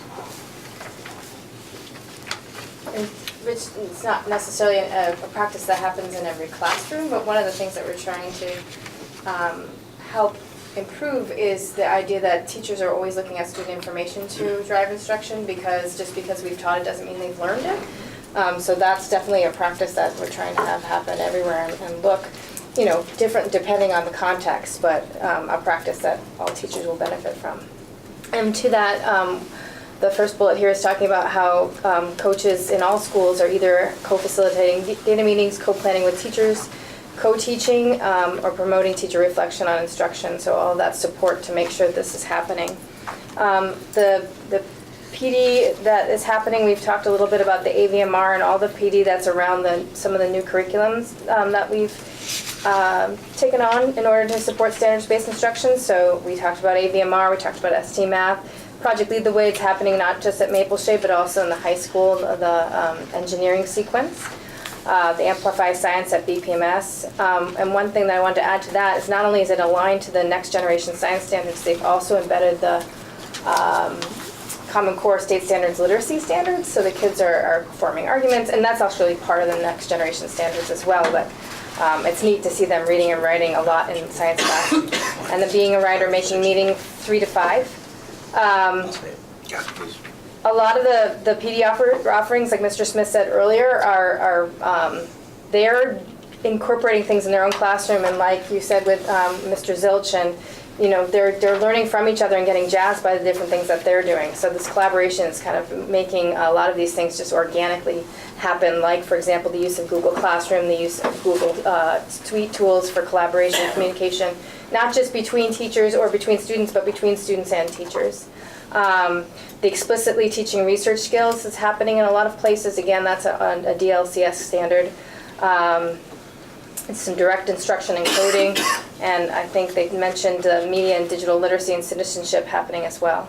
And then also the expanded use of Makerspace, not just by Maple Shade and Birchland Park, but more and more teachers are wanting to figure out how to get their kids to those spaces to utilize them as well. And we're seeing sort of mini maker spaces being created in different buildings, which is really neat. So at this point, we wanted to give you a look at some of not only the assessment tools we're using throughout the year, but also now that you'll see in the charts that come up after this, now that DESE's taken all the assessment from last spring and then distributed that into their DART tool, where they're combining and looking at districts that are similar to East Long Meadow. And it's interesting as you look at those charts, they'll be upcoming, that even though we throw in the LPVC districts, none of those districts are necessarily comparable when you look at per pupil expenditure, you look at the demographics of our student body, you look at percentage of special education, percentage of students that might be struggling socioeconomically, and so forth. This is, you've heard about STAR for a number of years. We use it in grades 2 through 8, and so this gives you a look at growth on our STAR reading assessment.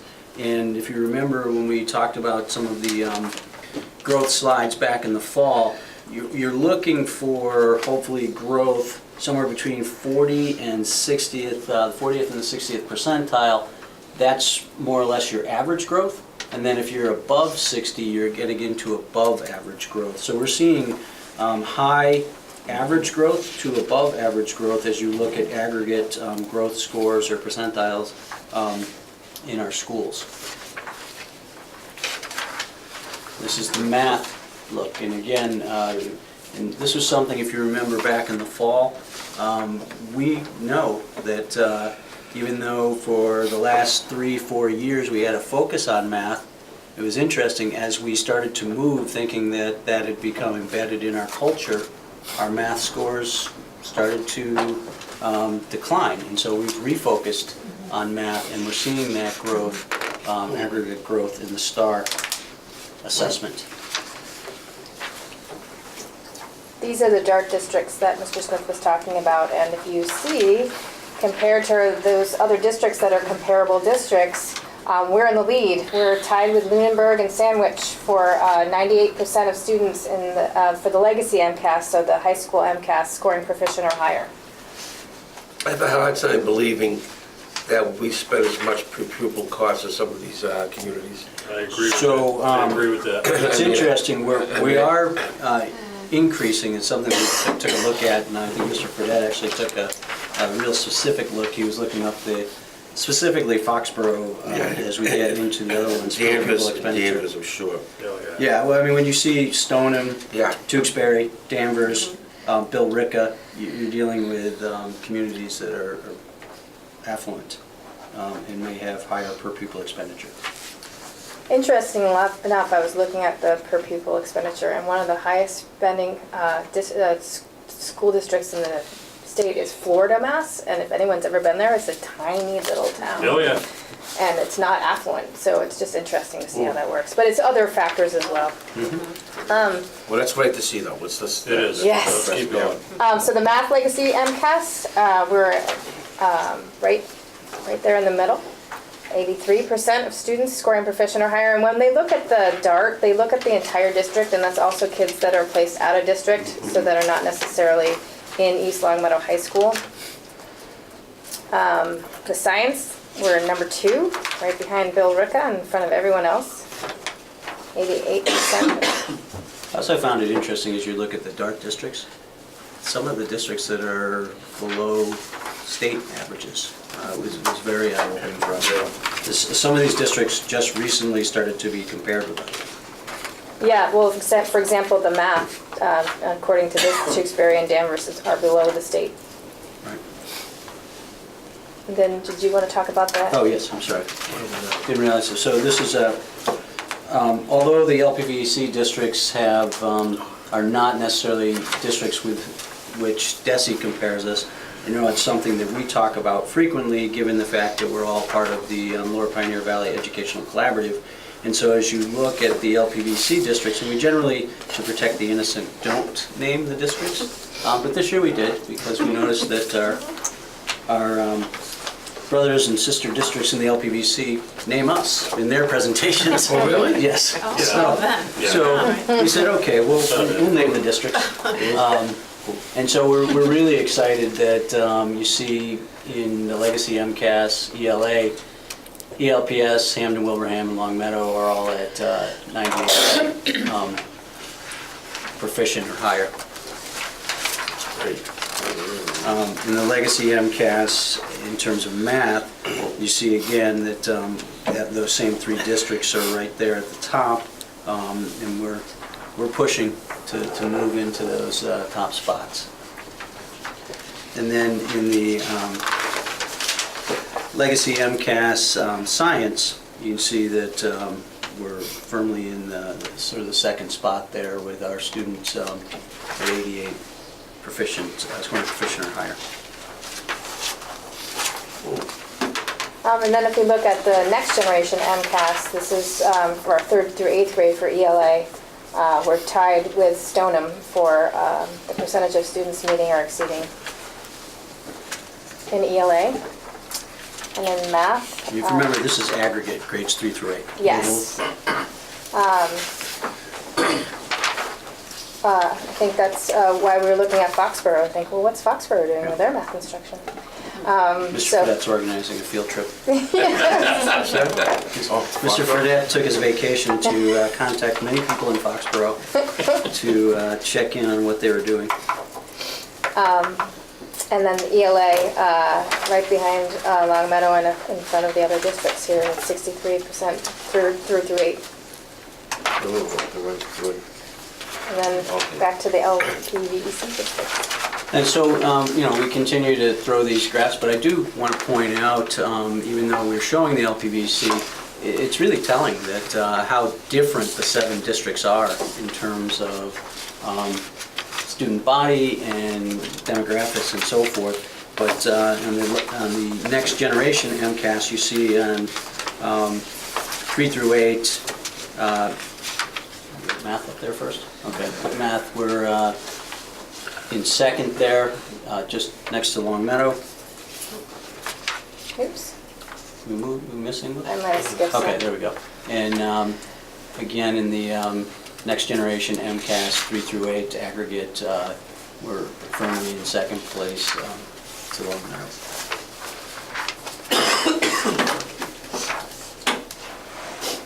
I think the schools talk a little bit about achievement they're seeing up to the midpoint here.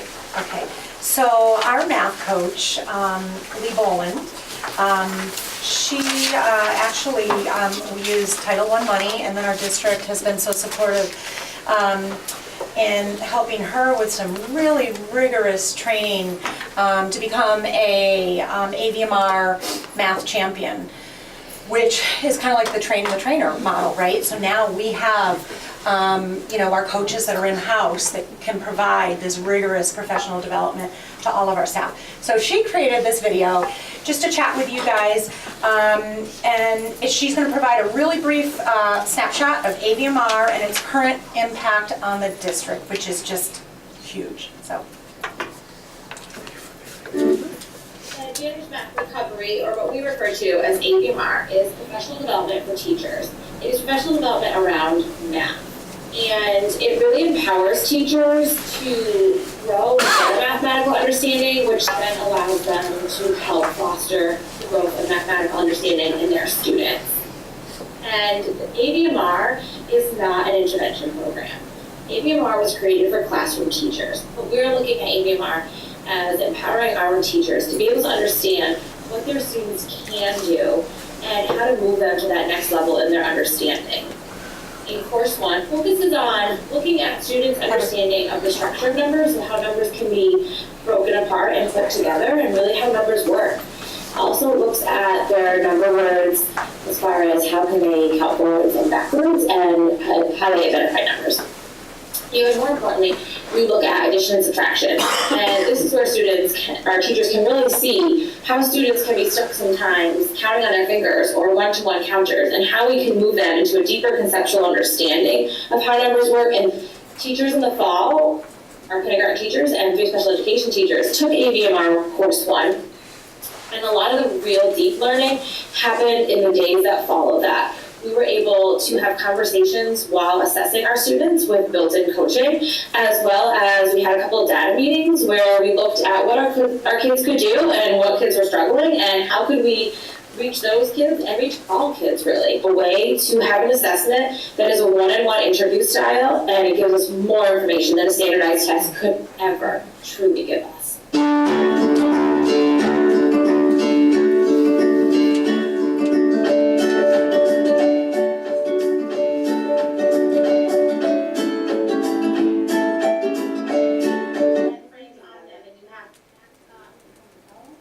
Like you can do some of these games where it's like matching up the number with the 10 frames because that's built.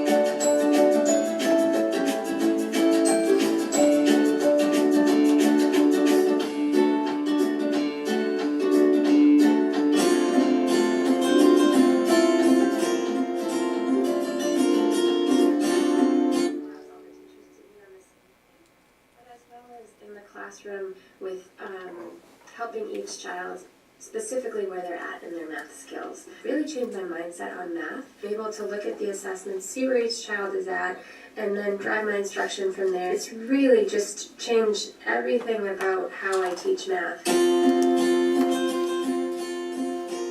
What's the background music? Really? I'm trying.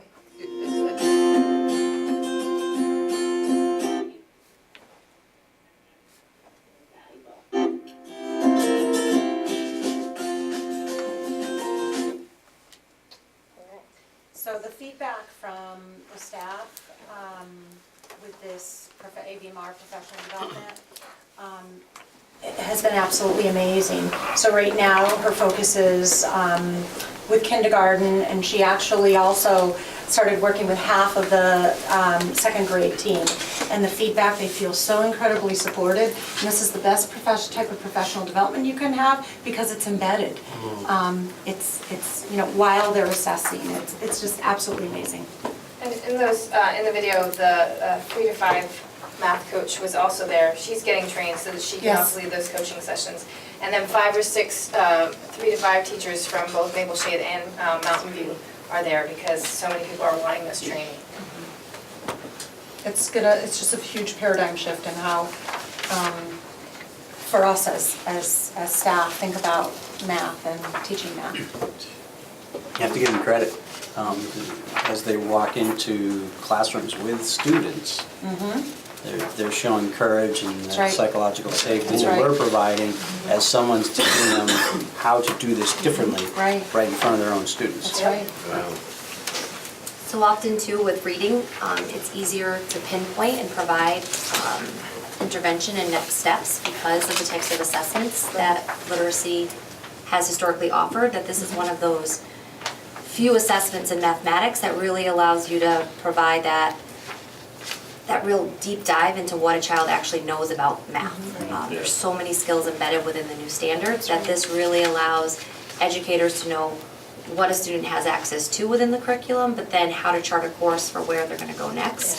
So it really helps in a way, especially when you think about your ACT process, to target what those next steps would be for students. Actually, during ACT, sometimes we ask Lee to do a quick screen, and she comes back with a lot of information, especially if the concern is around math.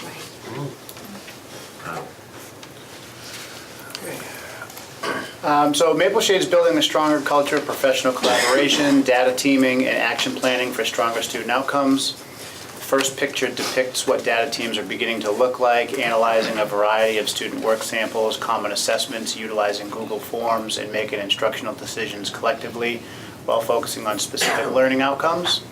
The next picture shows our teachers during our half-day PD day. We provided a STEM training in our makerspace during our last PD day. Here, teachers had to build a home with grade-level specific mathematical principles that needed to withstand several natural forces, earthquakes, high winds, and floods, which is a grade-specific science, tech, engineering standard. And then while incorporating functional lighting for their homes, utilizing LEDs and 3-volt batteries, which is a grade-specific 4th grade standard for transfer of energy. And that would stay illuminated while being submerged in water, blown over by a fan, and shaken on a shake table as an earthquake simulator. The final 2 line graphs also show a positive trend in two areas that we've worked very hard toward. The first is improvements over the last 3 years of our MCAS Science Tech Engineering Assessment. MCAS uses the traditional MCAS accountability system of CPI because it's not a every year test. So in 2016 we were at a CPI of 77, in 17 at 86, then last year we're at 91. So we were really proud of that. I hope we can maintain a 90 CPI if the state continues to use CPI as an indicator for STE. This shows a small piece of what we're trying to accomplish in STEM education for students, but definitely not our most significant accomplishments. I think our most significant accomplishments are the process of student learning and wonder and development and engineering design and improvements that they've embarked upon in all of their science and engineering classes is definitely our biggest accomplishment. And then in mathematics, this is our STAR assessment. We use the percentile ranking. So we identified students that really needed to receive a targeted Tier 2 intervention. For that Tier 2 intervention, we utilize Do the Math. So all of the students that received Do the Math Tier 2 interventions were at the 37th percentile. So at the beginning of the year and at the midpoint of the year, if they maintained a 37th percentile ranking, they still would have grown, but they would have had average growth similar to the entire cohort of students that took STAR, but they're at 43, which shows that they're on a steeper trajectory of growth than the entire cohort. So we're really we're proud of the accomplishments of those intervention groups. And we've just begun our AVMR training, so we currently have or will have 7 educators trained in AVMR. We do have a group. I know it's not specifically for intervention, but we do have an identified 3rd grade AVMR group that does go and work with a teacher 3 times a week. So that just started about last month, so I won't have that data until the end of the school year. And then lastly, we're on our 3rd year of ST Math in our school for all students in grades 3rd and 4th grade, and that's a great program that we really appreciate having. And then we also are on our 3rd year of ALEX Math for our 5th graders, which also has proven pretty good results. Both online, correct? I'm sorry? Online? ST and ALEX are online, yeah. That's the need for one-to-one. Yeah, exactly. There you go. Mr. Chair is handing out money, so. Yeah. Nice. I was said at the beginning. You're on Mountain View as well. Oh yeah, I got Mountain View, thanks, once again. The pictures along the bottom here at Mountain View show some of the 7 teachers from Mountain View in the process of completing AVMR Course 1 being taught by the math coaches from Mountain View, Maple Shade, and Meadowbrook. This training provides professional development that impacts the way educators think about student numeracy learning. Although this course focuses on early numeracy development, the topics and domains covered affect development of future mathematical understandings and reappear as students expand the set of numbers they work with. Teachers leave this course equipped in designing, implementing, and analyzing mathematics instruction based on individual student learning and will continue to be supported by the math coach as they hone their newly acquired skills. Several teachers have already begun using some of their acquired knowledge and better determine the needs of their students. Mountain View is also participating in a pilot of iReady, an online assessment that provides flexible assessments designed to measure specific grade level standards as they are covered in the classroom. The assessment can be given based on our own scope and sequence and allows teachers to quickly identify when reteaching or remediation is needed as the standards are covered across the year. Each of these tests contains only 5 questions, so they're quick formative assessments. The assessments are built to match the rigor of state tests and let teachers know which skills their students have and have not mastered so they can adjust instruction. The screenshot at the top of this slideshow is just a fraction of the information that the reports provide. So you're seeing a variety of different assessments and different ways of breaking out the data, because this year we're really trying to work with all our buildings to figure out what's going to be the easiest way for our teachers to assess what they need to assess and then have that data to start to share and look at together in a setting that really they're starting to shape. We've sort of moved away from structuring it for them, and we're trying to get input on how are they going to help us structure it. And so iReady, as Mr. Fredette just said, is one of the pilots, but we have a few pilots going on in the district looking at what's the next step for ELPS in terms of helping support students and helping teachers use this data quicker and more effectively.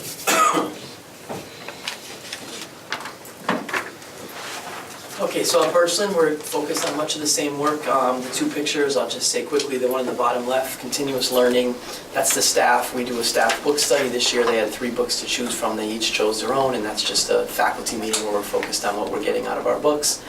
On the right, that's actually a math escape room, which was supposed to mimic outer space, so obviously the teacher's dressed as an astronaut. And that was a really rigorous activity, which was really cool. It was a 2-day escape room activity that the students had to complete. So we're really focused, we've always been focused on our Tier 2 programs in the last few years, tiered math and tiered reading. But we've sort of brought a renewed focus to them. So the numbers there are the numbers that I always share, which we currently have 44 kids in our tiered math program. 30 have been added in as we've gone along, and 26 have worked their way out, either at the end of first marking period or at the end of second marking period. We're about a third of the way through third marking period now. Tiered reading, we currently have 57 students. We've added 50 as we've gone, and 25 have worked their way out as we've gone.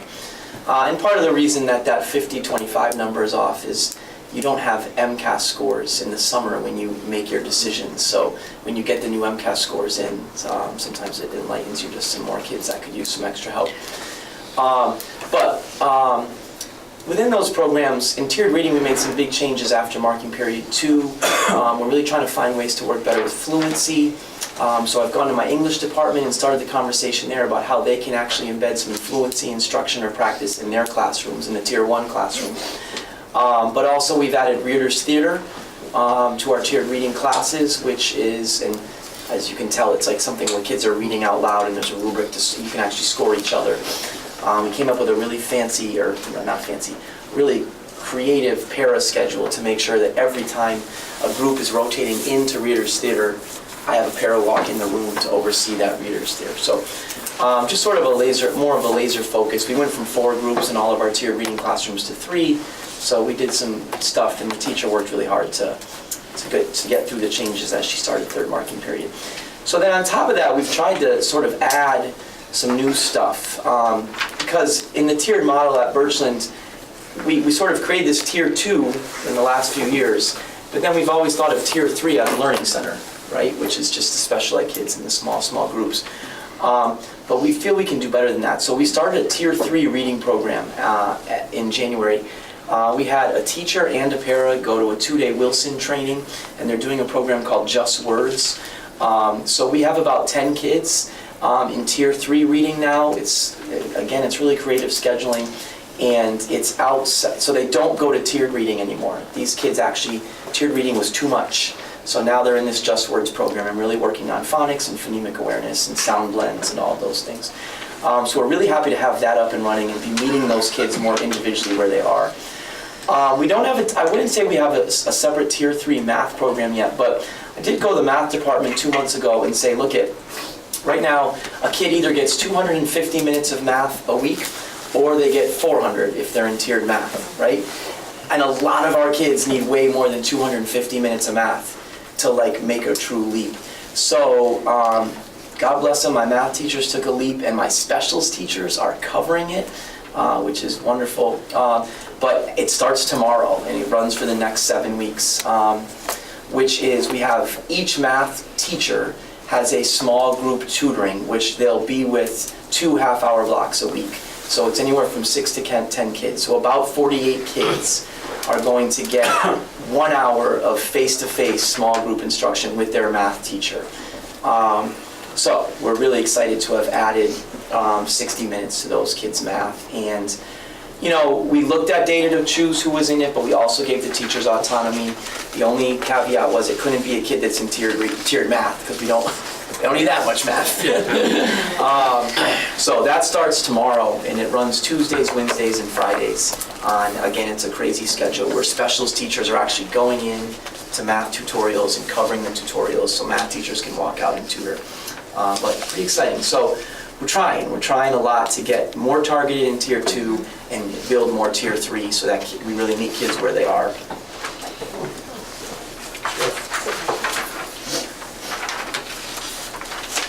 Okay, so for the high school's continuous learning and achievement goal, what we were really focusing on this year, and one of the things we wanted to highlight for the presentation was alternative assessment tools and things we've been working on. So there's 2 areas that we just wanted to talk about. The first being performance-based assessments and what we're pushing our staff to do with those. Just to give you a quick overview of what the performance-based assessment is. Really the idea behind it is it places value on and stresses the learning of 21st century skills, which we've obviously been pushing for the last few years. And the idea is where you don't just see what the students know, but as you see those 2 questions up there, it's not just what they know, but it's also can they use it. You know, so we're asking the students to not just, you know, go through a traditional test where they would, you know, go through the facts of what they learned in the curriculum, whether it was, you know, social studies class where they're listing off the dates, or a math class where they're practicing the problems. But it's actually to take those skills and apply them to to something where they do some type of performance. A good example of those things that you would see would be things that you've probably been judges for, like our senior project. You know, so that would be a great example of a performance-based assessment. We've seen our science teachers embed these in their classes where in lieu of the traditional test at the end of a unit, they'll embed an inquiry-based lab. You know, where the kids build the lab from the ground up and complete the lab, and then they go through a reflection on, you know, what worked well and what didn't and why. So the reason why we want to highlight this is because this spring we are going to really start to push our teachers in 2 separate professional development days to take a look at where in their curriculum they can start replacing some of these traditional tests with the performance-based assessments. And our hope is that we start to see some of these take the place of the final exams, the traditional exam structure that our teachers use. So our push right now is going to be over the next year or so to start to try to replace some of your more traditional exams with these performance-based assessments that we see our kids do. And like I said, you already see these happening in our English 12 classes with senior projects and things like that. I also wanted to add, with our performance-based assessment PD that we're doing in April, you know, one of the things we're trying very hard to do is incorporate the social emotional learning into our assessment piece. So for example, for the April PD day that we're doing, we're going to challenge our staff to create performance-based assessments, but with a cultural proficiency twist to it. So for example, you know, RJ and myself and Frank are taking the different subject areas and giving teachers exemplars. So think of the book To Kill a Mockingbird, which is traditionally seen as a book of social justice.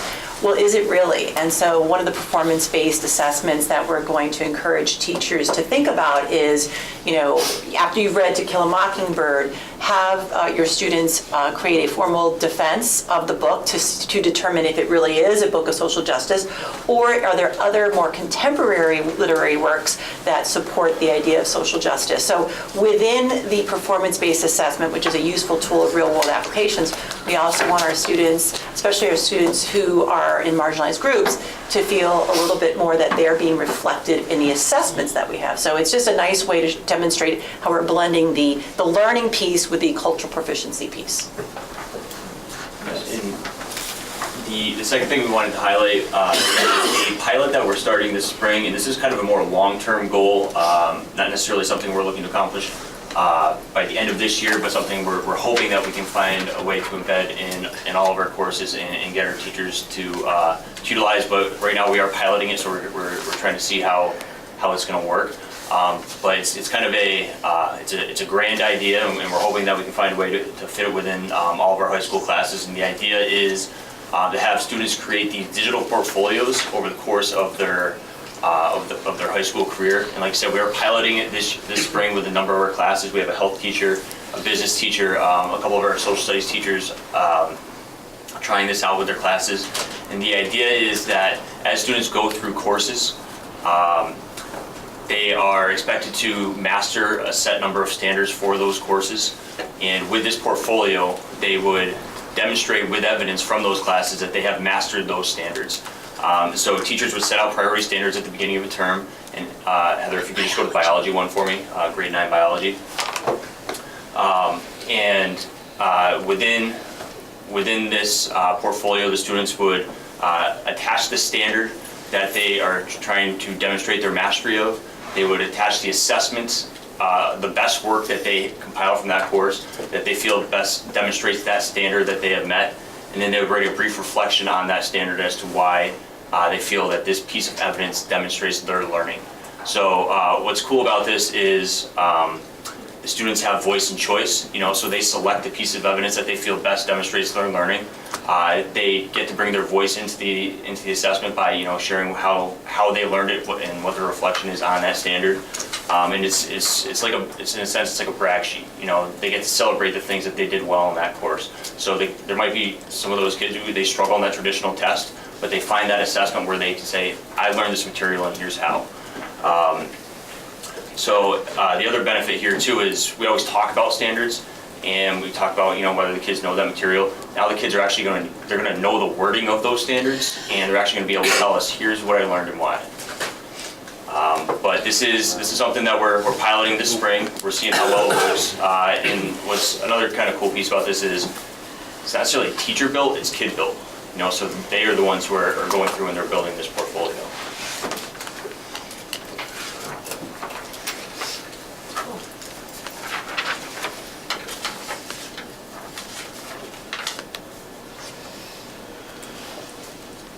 That brings us to sort of the key takeaways for at least this evening. There are probably more, but some of the ones we were highlighting as we went through. We're seeing student growth on the STAR assessments in ELA and math between 40th and the 60th percentile, so that's average to above average growth, which is exciting for us to see. Our elementary students are gaining higher levels of conceptual understanding with some of the new instructional strategies that we're incorporating, and we look to see that grow as the students move through the district. I'm really excited about our DART comparison. This is who DESE feels we should be compared with, and we're seeing great results there. And if you go on their the DESE website and you go to the profile section of the districts, you can get to the DART comparison, and they'll tell you why. They'll give you the demographics as to why they're comparing us to these districts. And we're seeing some great results, and we're starting to figure out how we quantify some of the social and emotional learning that's going on. And so we're excited about that and see where that goes between now and June and into next school year. Questions, comments, thoughts? Thank you, all of you. Am I correct? Did we suddenly change this order in the past? Didn't we begin with student achievement? And then we ended up with social emotional, now we flipped it as a leadership Right, team? so I think that it seems really simple, but it's had a dramatic impact on the district, and I think certainly the way the leadership team is thinking about our work. We're seeing all of these goals being so interconnected, and really if you don't start with the student in front of you, then much of what you do with instructional techniques and then achievement are not going to happen to the best of that student's ability. I think that's reflected in a lot of the curriculum choices that have been made as well, looking for those resources that bring those pieces together, which allow for the greater gains. The interesting thing is we're all learning as well, probably learning more this year than we have in past years, and That's both, in some cases terrifying, such as RJ singing,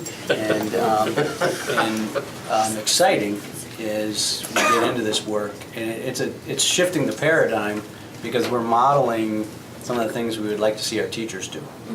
And it's a partnership. It's a partnership between the students and the teachers and the administrators and so forth. It is. I think going through the cycle now, myself for 10 years, after this process and going through this, each time I am amazed at how we continue to move forward and continue to keep focus, and you all are doing magnificent things in your buildings with your staff. It seems like they're engaged, and so it's noticed. We notice it, and so thank you all for all the work you do for the students. Definitely. Thank you. This is a great group, but we partner with all of you as well. So we couldn't do half of this, or really not even half, any of it, well, if we didn't have the support of all of you. It's an exaggeration, but we'll take it. You said you were giving money, so. It's important for us as a group not to take the focus away from them. Yes. And I think we do That's that well. right. Because, yeah. Fantastic. Great job. Thank you. Thank you. I move that we accept the $51.15 gift donation for Bertram Park. Coca-Cola, please. I'll second it. Wait, okay, I have a motion after a second. Any discussion? All those in favor? Yes. It's opposed, okay, that's. Keep going. Pam, you can No, do the that's, next you want me one. to do the next one? Yeah, Five, 2.2, okay, Dr. All right, Martinez. so this one is Dr. Margolis. He organizes a Run for Music fundraiser, and he'd like to donate $800 to Birchland Park gift account to be spent on the music department. Okay, well, do I have a motion? Move to approve the Birch Park gift donation from Dr. Margolis in the amount of $800 for the music department. Do I have a second? Second. Discussion. All those in favor, please say yes. Yes. Opposed? Unanimous again. 5.2.3. I'm not going to try to pronounce the Ohio Pile. Ohio. Wow. Yes. Move to approve the $19.94 from Ohio Pile Prints from royalties based in the sale of spiritware bearing our school name at local retailers. And I saw that includes Walgreens, It does, CVS. Walgreens and Stop and Shop. Yes, Stop and Shop. How much they I'll getting? second. Well, it's 20 just, bucks. 20 yeah, it's bucks. just nice, it's a quarterly, we talked about this Yeah. earlier in Yeah. the year, Yeah. something new. Yeah. All right, motion. seconded. You have seconded. Any discussion? All those in favor, please say yes. Yes. We are unanimous again. 7.1, school committee meetings for next year.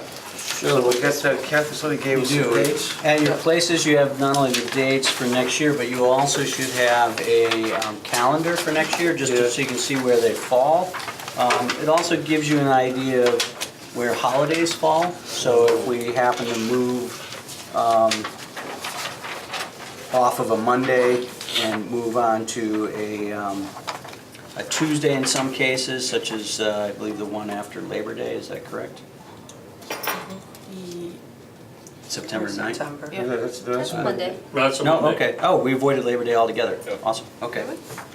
You're only looking at January 21st and May 26th. First Tuesday for next year. And one of the things that we've done in the last few years is, we know that sometimes one of the August dates or having two meetings in August can be overkill, given that our agendas are quite small. So we have two August dates in there. We can wait to see, or we I can. think it's safe to just leave it in there, and just in case something comes, goes crazy. And new school committee members are seated June 30th? Is that how it works? Well, July 1st. July 1st. Yeah, it's actually July But you 1st. can actually, New fiscal year. the new fiscal year, but leading up to that, you can probably get sworn in, so there shouldn't be an issue. Yeah, that was my question. Yeah, because in the past, they have been swearing new members like. of town After the council. election, before they actually said. Well, towards the end of June, so. Yeah. Okay. But I think we can still meet July 1st just for reorganization. Move to approve the 2019-2020 meeting calendar as presented. Have a motion, have a second. Second. Second? Discussion. Okay. Hearing and seeing none, all those in favor, please say yes. Yes. Yes. Opposed, we're unanimous again. What is this conflict of interest, Mr. Smith? So every 2 years, by law, we're required as municipal employees or elected boards to go through, receive the summary of the, so the top page is basically what we need to do, and then the attached pages after that actually is the summary of the conflict of interest law. What all of us need to do is, after we have read and thoroughly digested that summary, Absolutely. we need the signed receipts that all of you have received, the summary. And then at some point between now and say the end of March, we all do need to go online and take the conflict of interest training, which is I can send you this link if that's easier. Yeah, send me, please. Okay. And so that's the link that's under number 2 there. It says Conflict of Interest Law Online Training. It's training, most of you, I think, actually all of you probably have done this as well in your work, have done. It, you cannot fail this training because you cannot proceed until you get the answer correct. It's somewhat kind of interesting, actually. Right, and so it gives you Some of them some are tricky. scenarios. Yeah. And then we just ask at the end that you print out the certificate, and we can collect those, and we give the signed receipt of the summary and the certificate for all our employees and all our board members to the town clerk's office. I think we're doing that the final week in March, is that correct? If I have a certificate from like September, No, that's interesting. because I printed it out and then I Turned it in. but then I printed out another one just for, I can ask on that, Okay. yeah. Like I said, I think we have to do every 2 years, but to the point I think you're making, I know our new employees go through this as part of their onboarding, and so they don't have to duplicate that effort, so. so the conflict of interest training that we do isn't different for us than it is for, say, anybody who works in the schools. Correct. So, yeah, I got it, I got it It's covered. the I got it. municipal employees? Yeah, I had done it through Springfield, but then when I took on this spot, I That's had a to little take a different for separate. board. Okay, so I stand I had to corrected. click on a Thank you. different icon Thank that you. took me more through, Okay. exactly, yeah. more of an elected official Yeah. route. And I had to print that certificate out, so could have both on So file. actually, you may have to do it for the elected. But it's simple. Yeah, it's not. Thank you No, for I know, that. Yeah. just, Appreciate that. The other Okay. thing, could you send a link with the, or a Word document with just this acknowledgement page? Sure. Is that possible? So we can just Can I print have it that out? one? I'll fill it out. It's in your pack, oh, yeah. Yeah, it's. I don't have paper. Thank you. oh, shit. Yeah, it probably won't be a Word document, what I'll do is just scan back the final receipt page. If you've got that, Yeah, just send it and out. then you can print it out and sign Yeah, it. that would help, thank you. Okay, let me just, I know. That's all right. We all set here? I believe so, that's Okay, it. 7.3. Put down my to-dos. Okay, Superintendent mid-cycle presentation. So, presentation is probably a strong word. I think the presentation that we gave gives you a good idea of what's going on in the district, and certainly I cannot succeed in my work if we're not working very closely both with all of you and the leadership team. So, what this does here is it's a self-assessment and gives you an idea of how I'm attempting to meet some of our team goals around supporting the whole child and say our cycle of inquiry work with the leadership team, as well as the individual goals where I'm looking to expand some of our partnerships and really incorporate more of the community in supporting our students as they progress through the grades. And so I'd be happy, as I have been in past years, to sit down with anybody if you have questions regarding this. This is the time, as I said at the beginning of our presentation, for the entire district. You know, if there's something that you feel we need to adjust or doesn't seem to be really getting at what we had hoped in terms of our goal setting, the mid-cycle's that time to have that discussion and maybe make some adjustments. In your shared folder, I have established not only standards, the 4 standards that come with the evaluation cycle, and then provided some additional evidence there. I've also put a shared document, but I think Mr. Ficero is going to ask all of you to send comments and so forth to him. Directly to me. If you could highlight them, it was remarkable 1, 2, or 3, or standard 1, 2, 3, or 4, and just a sentence or 2 would be great. Okay. And when can we, I'd like to have it ready for the next school committee meeting, can we, today is Monday. Next Friday. I was gonna say a week from today. A week from today, okay. A week from today, whatever you can do. Sure. I mean, I understand, it's, Because we'll just drag it on. yeah, and then, so we can do a week from today, and then I'll take it from there and write it out. All right. Okay. Sure. So I'll leave that in there, though, if you want to download Yeah, that document, definitely. you can do that. And if you wanted to put your comments right. So it's in a Google Doc, but if you want to download it as a Word Right. or whatever you would like, you can do that, and then you can send comments directly on the form if that is helpful. And I will get Mr. Ficero the different documents he would like. No, I'll work with Mr. Lady. Okay. I'll set. Okay. Thank you. Okay, thank you all. At this point, I guess I'm gonna say a motion to adjourn. So moved. So we have a second? I'll second. Discussion? All those in favor, please say yes. Yes. Before I say anything, Mr. Jake Brady, as always, we appreciate you being here. Thank you, Mr. Director, Mr. Don Mackey, for being here also. So with that, we are adjourned.